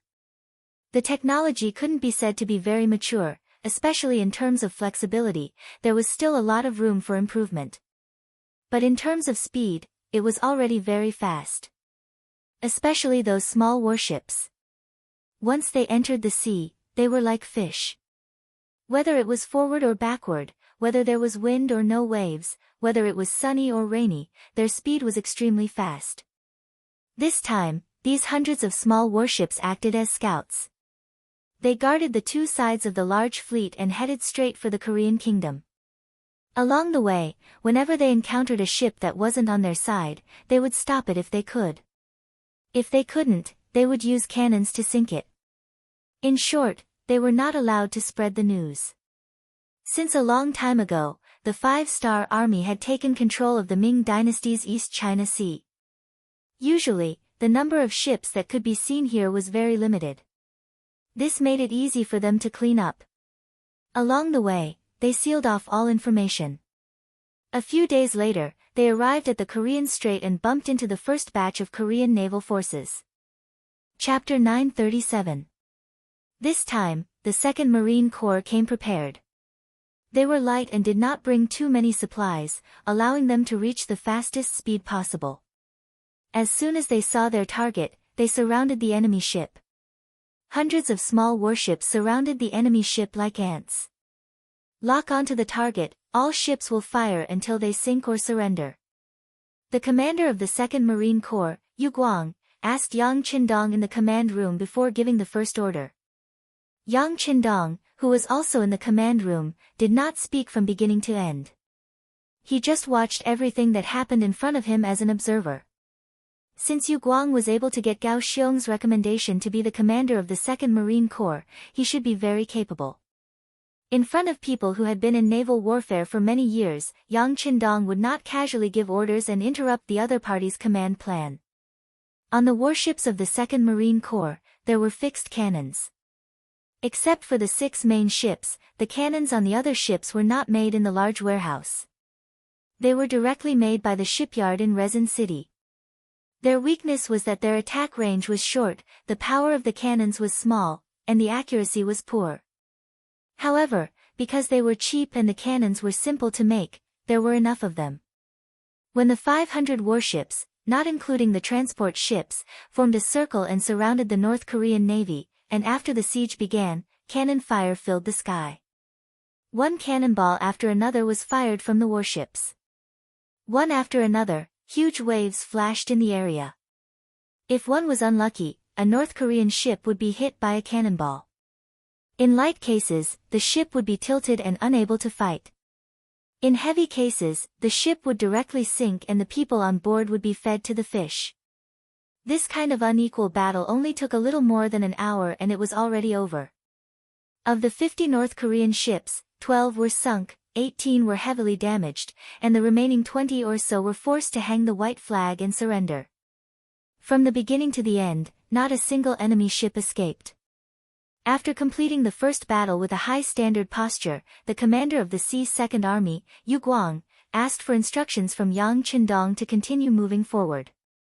While the other side was still unaware of the news of their arrival, they directly drove into the other side's military port and carried out a surprise attack.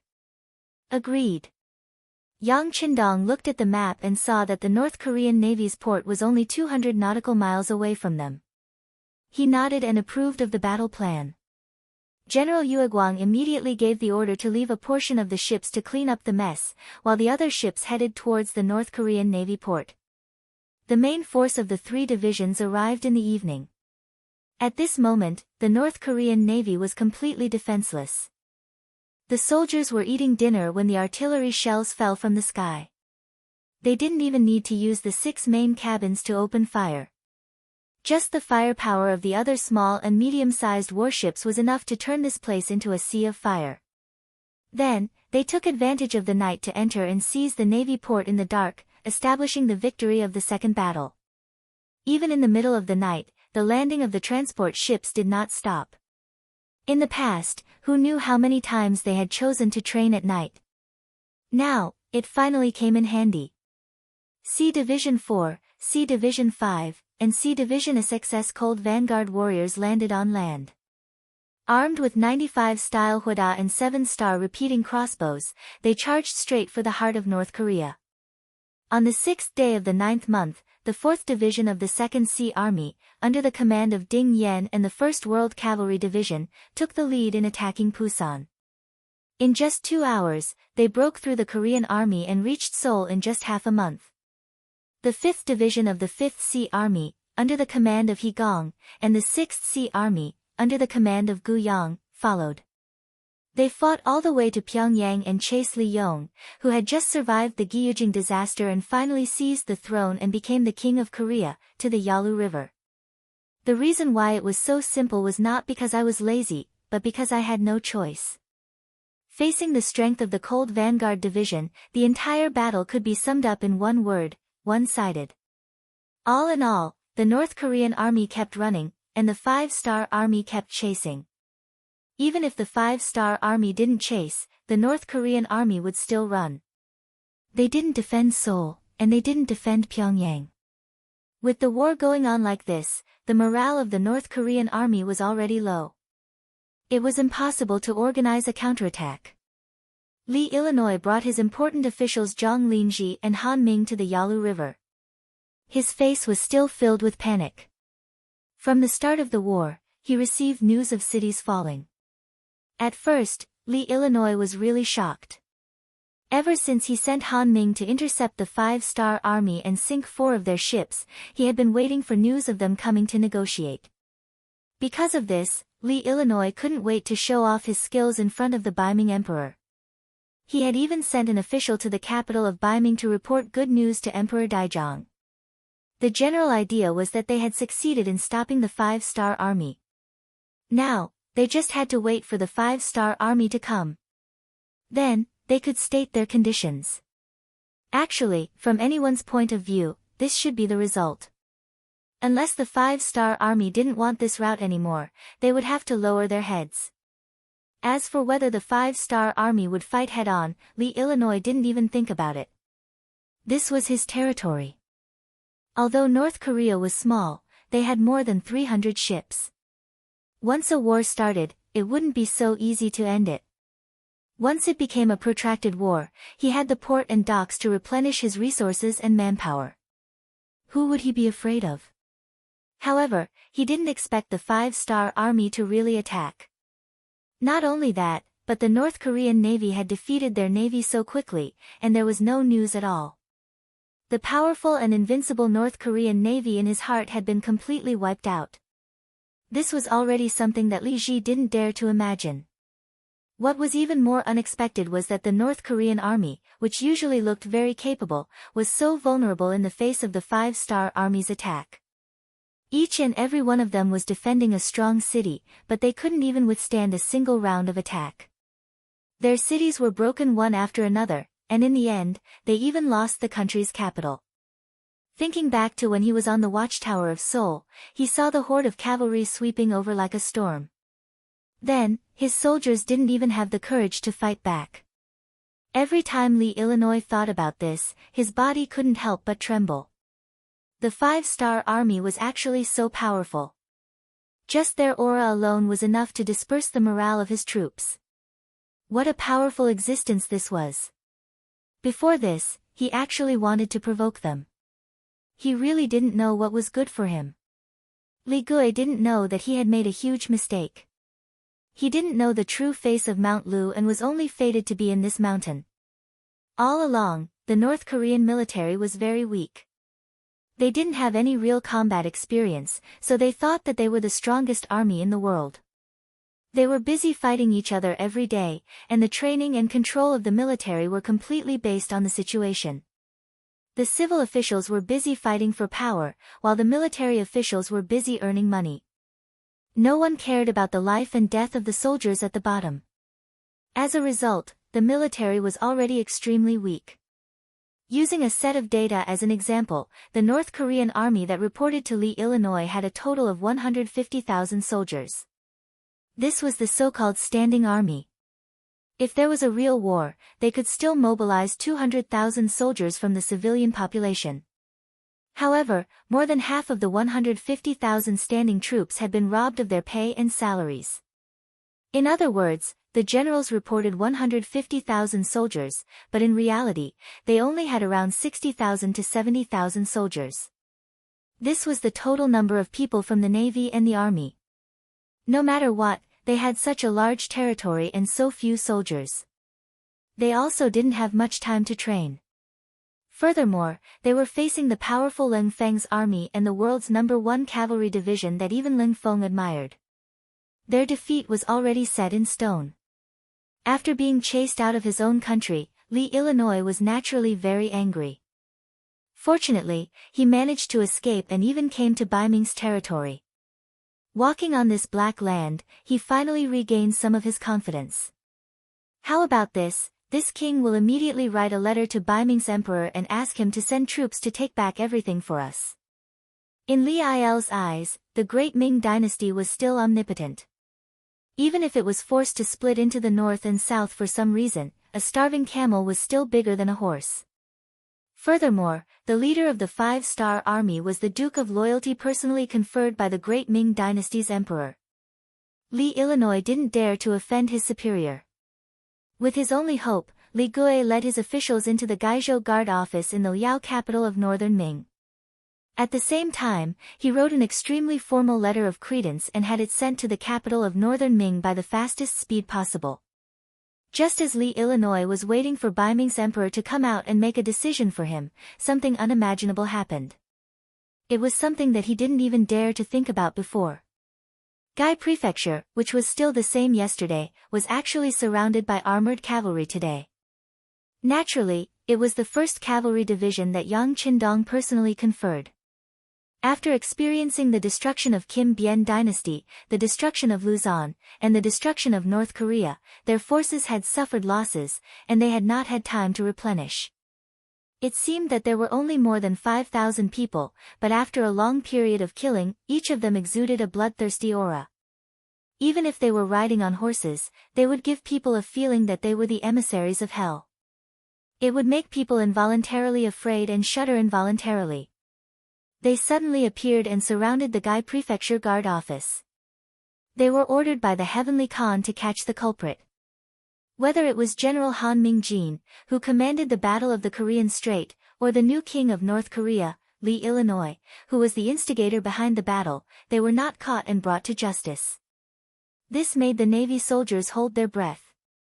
Now it seemed that they had to vent their anger after the great victory. Therefore, Yang Qindong gave the order to catch the main culprit. Even if Lee, Illinois and the others hid in the Bai Ming Guard office, they still couldn't escape the fate of being surrounded. Chapter 938.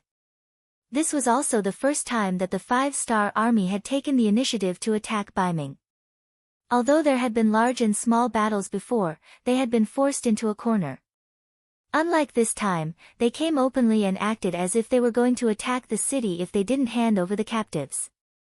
The general of the Gai Province Guard was called Lu Song. He was only a Qianhu. The entire city only had 1,000 soldiers and 20,000 civilians. No matter what kind of personality he had, when faced with such a strong army, there was nothing he could do. In the face of this situation, the only thing he could do was to continuously send people to ask for help. He sent people to ask for help from the nearby Jian Province Guard and other guards. He also sent people to ask for help from Bai Ming's capital. At the same time, he didn't forget to send people to negotiate with the 5-star army's cavalry, asking them to give them a few more days. They would think of a way to convince King Li Yong and the others to surrender. Fortunately, Tian Hu had received strict orders from Yang Qindong. Unless the Baiming army took the initiative to attack, it was better to settle the matter peacefully. Now wasn't the time to fall out with Baiming. It was because of this order that Tian Hu made an exception and didn't immediately make a move. Instead, he gave Lu Song 5 days. If the other side didn't respond by the time was up, then they could only break into the city. When the news reached Gai Province City, Li Yong's face was naturally filled with fear. He immediately brought 2 important officials to find General Lu Song and asked him to send people to escort him to Baiming's capital. He also said that he was a guest of the Emperor of Baiming. With regards to this request, Lu Song naturally rejected it without even thinking about it. Not to mention that anyone who left the city would have to risk being surrounded and killed by the cavalry of the 1st Cavalry Division. The matter had already been reported. Without the Emperor's order, he definitely wouldn't let anyone go. Seeing that this plan was not working, Zheng Linji, who was traveling with them, made another request. That was to defend Gaizhou City to the death. The other party was all cavalry. They were good at chasing people and were good at charging. But when it came to sieging a city, they were not good at it. Faced with this suggestion, General Lu Song still shook his head. Once the battle starts, the city will definitely fall. As for the reason, you can go up the city gate tower and take a look. The enemy's infantry has already rushed over. Yes, it had only been a day since the 1st Division of Heavenly Cavalry arrived at Gaizhou City on their bicycles. They had firearms in their hands, and each soldier carried 5 grenades with them. Once they gathered them together, what kind of city gate could not be blown open? This wouldn't do, that wouldn't do. Li Gui sadly realized that he was like a piece of fat meat on a chopping board, waiting to be slaughtered. At this moment, his heart was filled with countless regrets. If he had known that the 5-star army was so powerful that even Baiming was so apprehensive, why would he have provoked them for no reason? Now, in order to show his loyalty to Baiming, he had sacrificed himself. Not only did the whole of North Korea fall into the hands of the enemy, but it also seemed that they would have to give up their lives sooner or later. What was the purpose of this? At this moment, it was obviously unrealistic to go out of the city and surrender. After all, they had sunk 4 of the 5-star army's transport ships. Would they let it go so easily? Since he could not surrender, he could only place his hopes on the Northern Ming Emperor. He hoped that the Northern Ming Emperor would give him a hand on account of the fact that he had put in a lot of effort and was unlucky. While waiting, on the 3rd day of the siege, the soldiers from Baiming's guard post arrived one after another. On the 4th day, the number of Baiming soldiers outside Gaizhou City had reached more than 10,000. In terms of numbers, they had already surpassed the 5-star army. But even so, both sides were very restrained and did not have any intention of attacking. Whether it was the 1st Regiment or the 2nd Regiment of the 4th Regiment, of course they would not bother to attack. Since they said that they would give the enemy 5 days, they would not take the initiative to attack before the 5 days were up. The soldiers from Baiming's guard post were completely different. Although it seemed that they had the advantage in numbers, they did not dare to underestimate the enemy in front of them. Although they had not fought yet, they had a feeling that if they did, they would be the ones to lose. Because of this, many of the Baiming generals who came to reinforce Gaizhou City thought that it would be best if the emperor did not protect these defeated North Korean soldiers. They did not want to bring disaster to themselves because of a moment of righteousness. The result also proved that their emperor was wise and did not use righteousness. On the 5th night of the siege of Gaizhou City, the emperor's decree finally arrived. The general idea was that North Korea had provoked the 5-star army. Now, they were just seeking revenge. The people still said that a debt must be paid and a life must be paid for. As the emperor, it was not good for him to interfere. In short, Daizong did not care about anything related to North Korea. Speaking of which, this result was not unexpected. The North Korean Navy had taken the initiative to ambush the 5-star army's transport ship, which caused them to be angered. In a short period of time, they had taken the initiative to destroy a country. What kind of military strength did they display? At this moment, why would Bai Ming stand out and make an enemy out of the five-star army?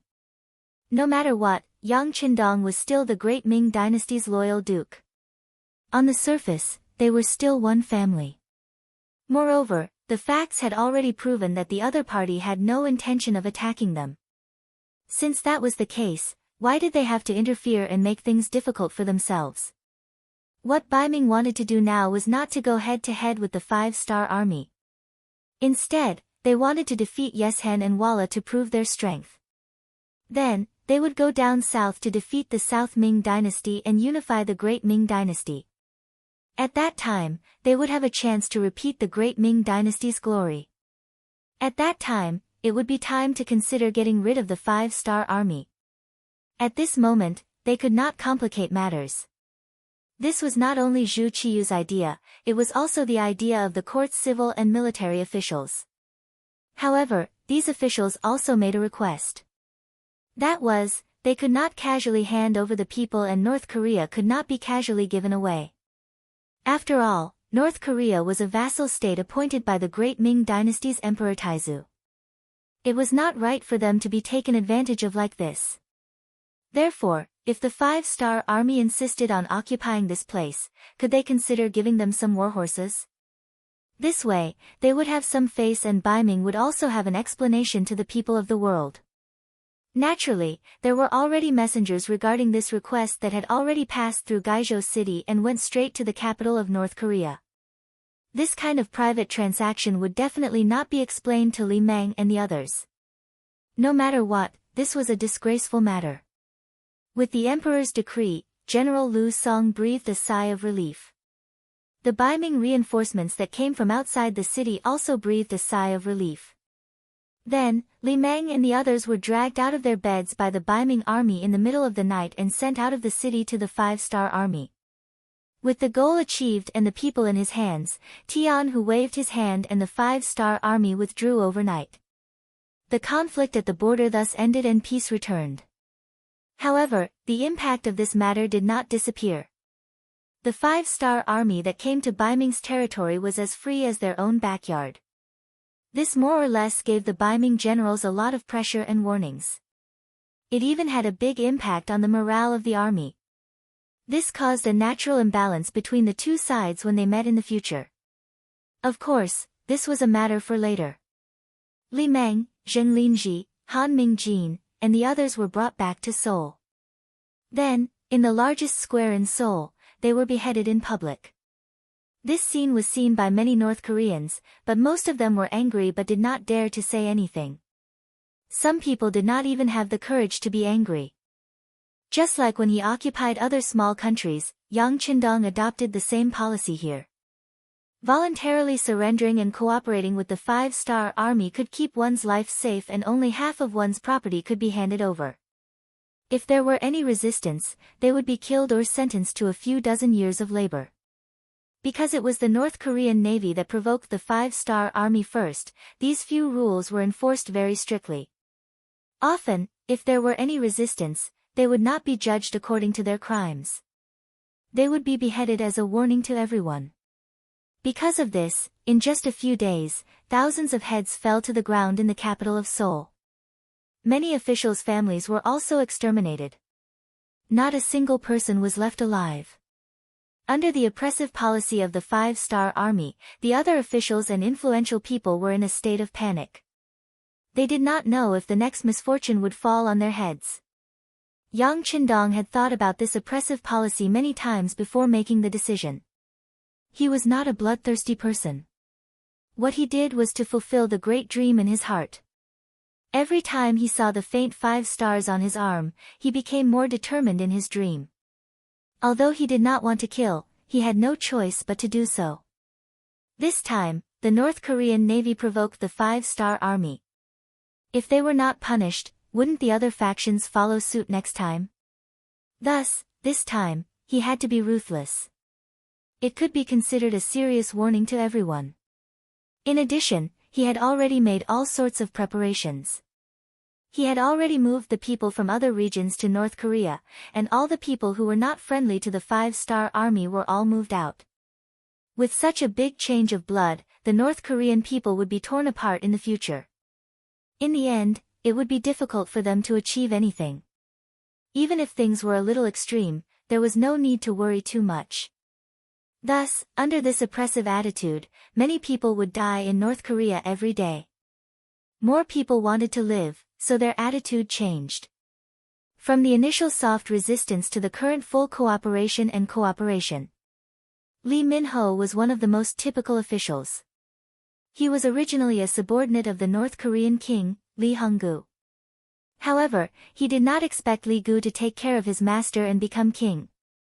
Because of this, he lost the power in his hands. He was forced to stand on the side and would not have a chance to rise again in this life. However, no one would have thought that Lee Gu would face such a disaster right after he ascended the throne. Now that Lee Gu and his officials were all killed, officials like Lee Min-ho had a chance to come out again. Chapter 939. Lee Min-ho was originally a person with a flexible mind. While others were worried about whether their heads would still be hanging on their necks tomorrow, Lee Min-ho was thinking more about how to use this opportunity to establish a relationship with the Five-Star Army and then become an important minister of North Korea after the reform. In fact, he had such a condition.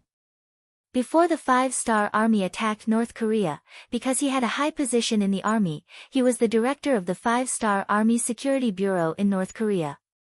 Yukon took the initiative to contact him, and he sold some information to him.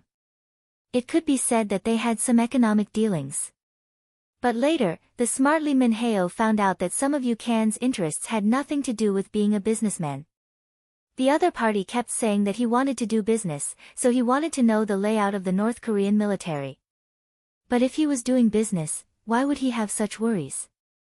Although Yukon was involved in an underground business, Lee Min-ho felt that Yukon lacked the unscrupulous aura of a businessman. Therefore, he spent a lot of effort to investigate Yukon. Although he didn't find any evidence, he could see that this person's identity was suspicious from many aspects. Logically speaking, if Lee Min-ho wanted to arrest someone in North Korea, he didn't even need a reason. But for Yukon, not only did he not do that, he even stopped all the investigation, as if nothing had happened. The two of them continued their relationship, and if possible, he even took the initiative to provide some convenient conditions for the other party. What kind of person was Yukon? When he faced the shrewd Shi Wanshan in Talis City, he didn't even frown. He was very cautious, and there were many well-trained intelligence elites under him. Lee Min-ho sent people to investigate him, and soon found out, and then he was ready to kill him to silence him. But then he found that this person was very tactful. Seeing that Hai Erjuan's attack was imminent, in order to avoid unnecessary trouble, he stopped killing him, and let him escape. After conquering the entire North Korea, the situation was in chaos. At this moment, Yukon thought of Lee Min-ho again. This time, he publicly looked for Lee Min-ho and revealed his identity. He hoped that Lee Min-ho could cooperate with his work to clear the assets of the officials and aristocratic families in Seoul. Although the Intelligence Bureau also had some information, without the help of a local snake, a lot of work would inevitably take some detours. Yukon turned out to be a member of the Five-Star Army, and an important member. This made Lee Min-ho, who had a headache over the current situation and didn't even know what to do next, overjoyed. He immediately took the initiative to accept this task. Under his leadership, many hidden rich families in Seoul were uncovered and helped the mercenaries collect 2 million taels of silver. It could be said that he had made a lot of contributions.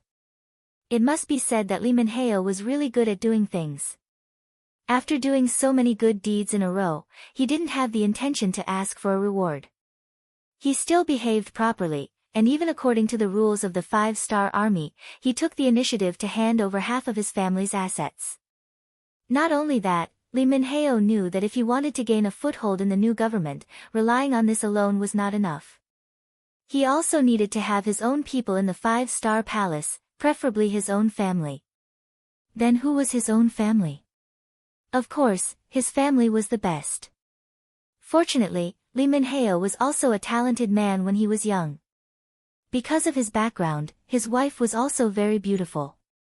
More importantly, he gave birth to a daughter who was as beautiful as a fairy. How to take the opportunity to give himself 7 good sons-in-law to strengthen the Li family in the future became a problem that he needed to consider. In order to catch a rich husband, Li Minheo first sent his daughter to the dance school opened by the 5-star army to learn how to dance.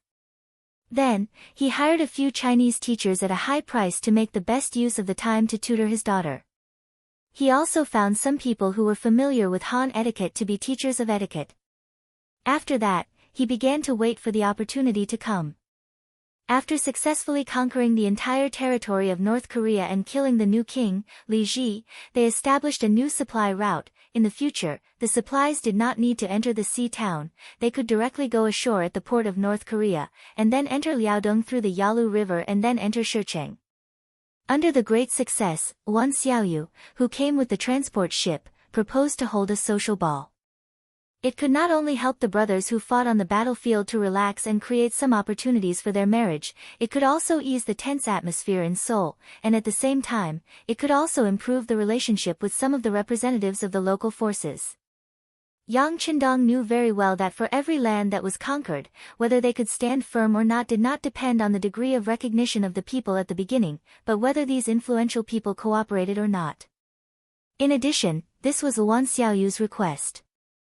After thinking about it, he agreed and completely handed over the preparation work of the banquet. Wan Xiaoyu, who received the agreement, was, of course, very happy. She immediately opened a temporary dance school to teach some of the North Korean officials women dance. Then, she took out the equipment that had been prepared long ago and prepared to organize a decent ball. When the news spread, Li Minheo knew that the opportunity that he had been waiting for had appeared. If he could take this opportunity to find a good husband for his daughter, it would be equivalent to finding a good backer for the Li family. At that time, who would dare to bully them? Therefore, he spent a lot of effort to dress up his daughter well. Li Jinzhu was Li Minheo's daughter. She was indeed very beautiful. She had the quiet beauty that was unique to the Korean people. She was 1.66 meters tall, and her gorgeous clothes made her figure even more perfect.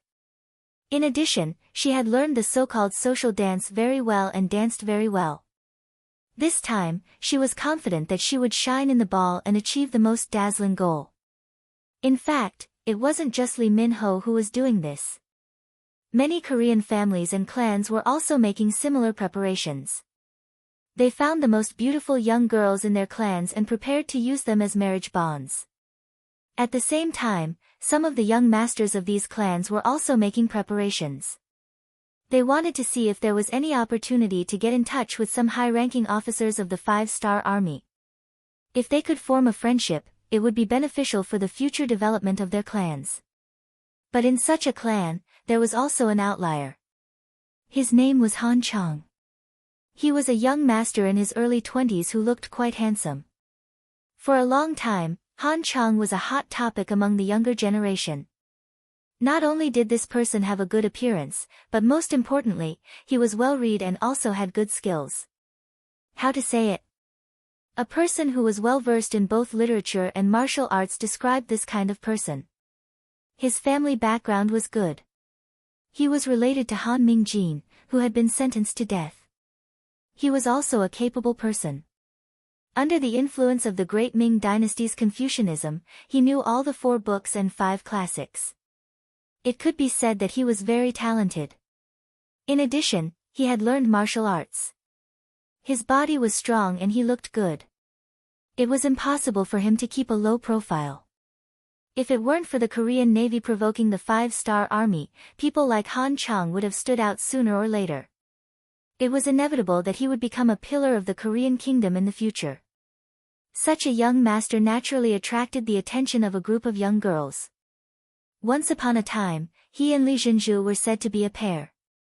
A talented man and a beautiful woman were so harmonious. Some people even said that they were a match made in heaven. But now, everything was over. Since the defeat of the Korean army, there had been no contact between the two. But the story of the two who were lucky to survive was not over. At least, Han Chang thought so. He really liked Li Jinzhu and wanted to marry this person. For this matter, he had recently visited the Li family several times, but unfortunately, he was stopped for various reasons. Compared to Li Minheo, who couldn't help but smile when he saw Han Chang before, he actually closed his eyes and refused to see Han Chang. This already explained the problem. At least, he would not agree to his daughter's relationship with Han Chang, which made him very depressed. Han Chang didn't want to fail. He wanted to continue to look for opportunities, and this ball was his opportunity. For his marriage happiness, he had a bold idea. That was to show his love in public at the ball. In this way, perhaps someone would stand up and take advantage of her beauty. He could achieve his wish and hold the beauty. With Han Chang's background, his family got 3 tickets to the ball. With his outstanding performance, his father, Han Zhao, who was also the head of the family, decided to take him to the ball. It was just that before he went, he had told him to be honest in the ball venue. He heard that even the Duke of Loyalty would participate. He should not make trouble.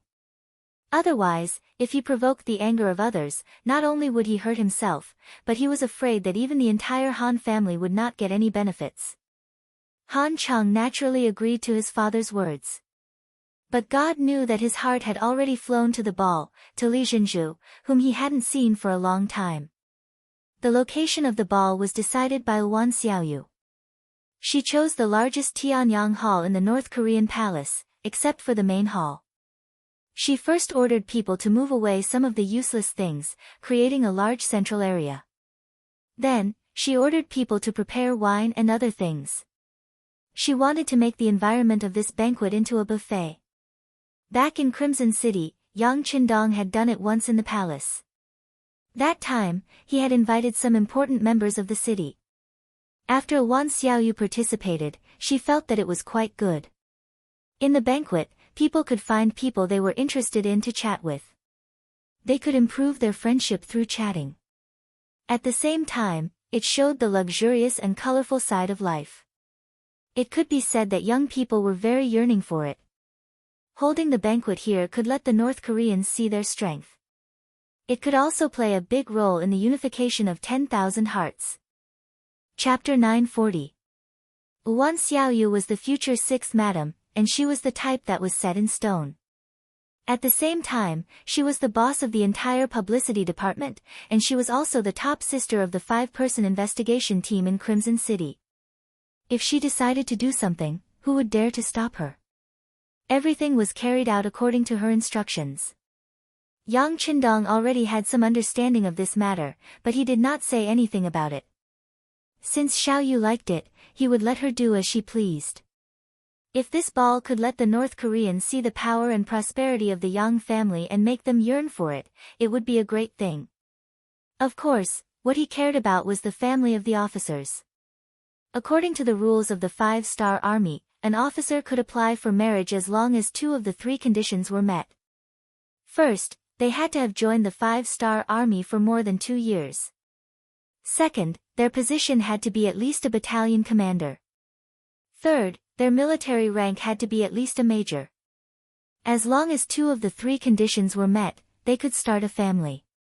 They could even take in concubines. Of course, for the mid-level officers of the 5-star army, their first wife had to be a Han. This was not an exception. However, if they really liked a woman, they could take in a concubine if she was not a Han. This was also a way to increase their Han genes. In the future, the Han men would become more handsome and the women would become more beautiful. Joining the 5-star army, which was the earliest mercenary group, was a busy start. Other than fighting everywhere, the internal competition was also very fierce. If you did not move forward, you might be surpassed by others and then replaced. No one wanted their hard work to be wasted, so they could only work harder. Over time, some officers did not have the chance to solve their personal problems. Perhaps the ball was a good way. Not only did they have to let the horse run, but they also had to let the horse eat good grass and feed it fine fodder.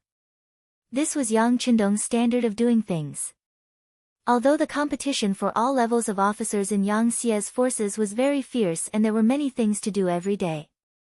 But correspondingly, they also received a lot in return. In the past, they were treated well in terms of money and treatment. Now, the way of the ball was a kind of care and concern in life. North Korea's new provincial governor was already in place. His name was Zhang Yi, and he had once worked in Chisun City's city lord manor. Reality had already proven his ability, and this time, he had transferred one of city lord Yu Qian's trusted subordinates to be in charge of North Korea. Under Yang Qindong's instructions, Zhang Yi participated in the preparation work of the ball. He invited who he invited and what he had to say to the people he invited. This was a great help for Zhang Yi to understand the situation here faster. In the end, under Zhang Ye's ample preparation, other than the officers and officers of the 5-star army, a total of more than 100 local clans were invited to the ball. In total, the number of participants exceeded 300. Fortunately, the Heavenly Sun Hall occupied a large enough area. Otherwise, with a total of 600 to 700 people, the ball wouldn't be able to satisfy them. After many days of preparation, the day finally arrived. The time of the ball was set for the evening of the same day.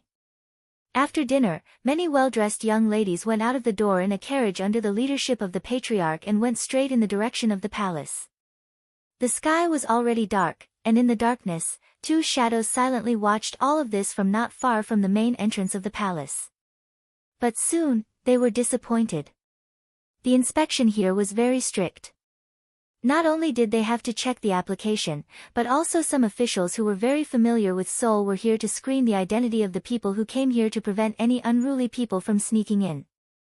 Thinking about it, since even Yang Qindong was going to participate, this ball, which was still fresh to people, must be of extremely high quality. It was reasonable for the security to be stricter. The inspection was very serious. The people who entered were also searched, but even so, the people who could enter actively cooperated. It can be seen that their hearts were already leaning towards the 5-star army. Big brother, it seems that we have no chance to sneak in. One of the 2 shadows in the darkness said. That's right. But second brother, we don't have to be discouraged. As long as we work hard, there will always be opportunities. A ball like this will definitely not satisfy everyone. Once someone is treated unfairly and has anger in his heart, it will be an opportunity for us to take advantage of. You have to know, since King Nanming sent us brothers here, it means that he has high hopes for us. We must not let the king down. In the darkness, another man made his own voice. From the sound of his voice, it was very calm, showing that he had a good psychological quality.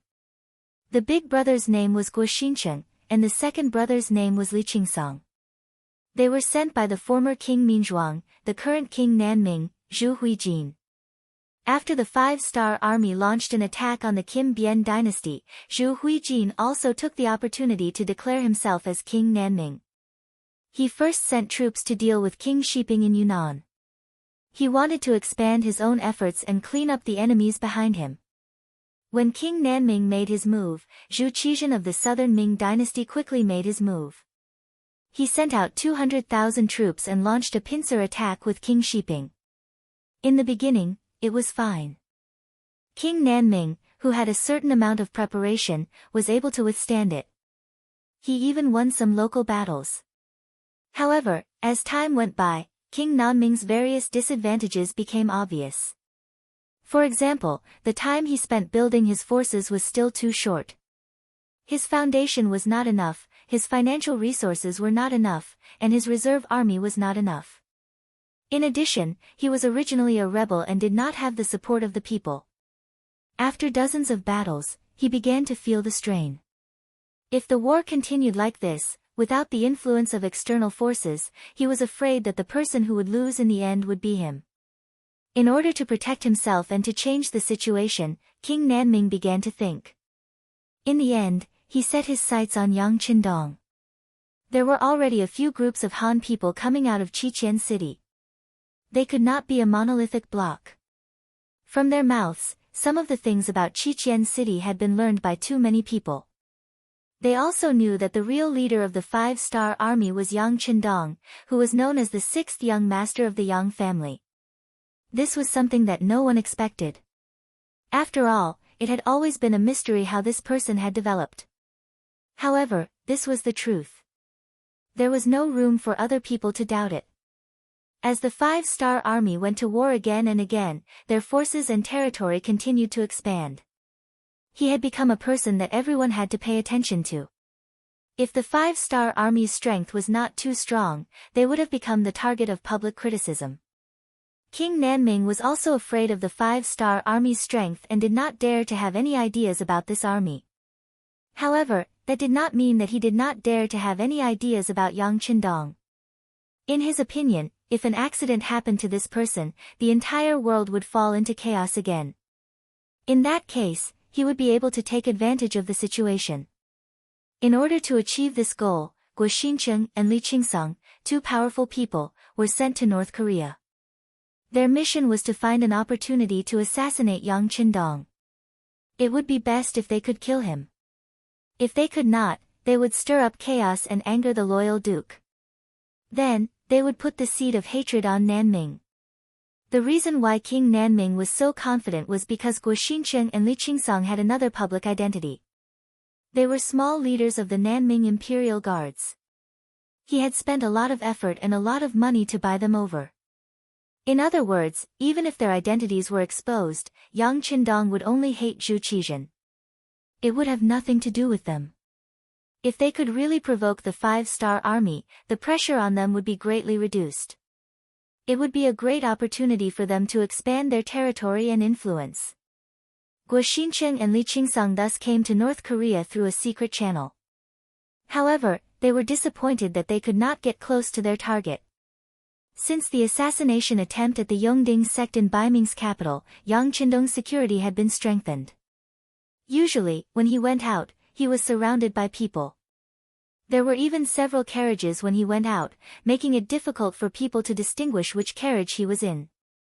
When they couldn't find an opportunity, they accidentally heard about the ball. The two brothers wanted to come out and try their luck. Unfortunately, when they saw the inspection at the entrance of the palace, they knew that there was no chance for them to sneak into the palace. They could only wait. In the palace, more and more guests arrived. After going through many strict inspections, they entered the palace and came to the Tianyang Hall. This place was already brightly lit. As soon as they entered the hall, the melodious sound entered their ears. It was a very lively light music. The sound system was also good. There were also various kinds of lights in the hall. Naturally, they were all from a large warehouse. In Qian City, Yang Qindong took out a few sets, and one of them was brought to North Korea by Wan Xiaoyu. The generator was running at high speed to ensure the smooth flow of electricity. In the territory occupied by Yang Xia, a large amount of crude oil had been found. After purification, gasoline, diesel, and other things were no longer scarce. There was no problem in supplying electricity for a while. When those lights were lit up, it was as bright as day. It really gave the North Korean officials, who saw all this for the first time, a strong visual impact. These North Korean officials, who were usually high and mighty, had to lower their heads when looking at people, at this moment, were like Granny Lu entering the Grand View Garden. They looked left and right with a face full of curiosity, surprise, shock, and envy. The young people who came with their parents were shocked by everything in front of them to the extent that they couldn't breathe and didn't know what to say.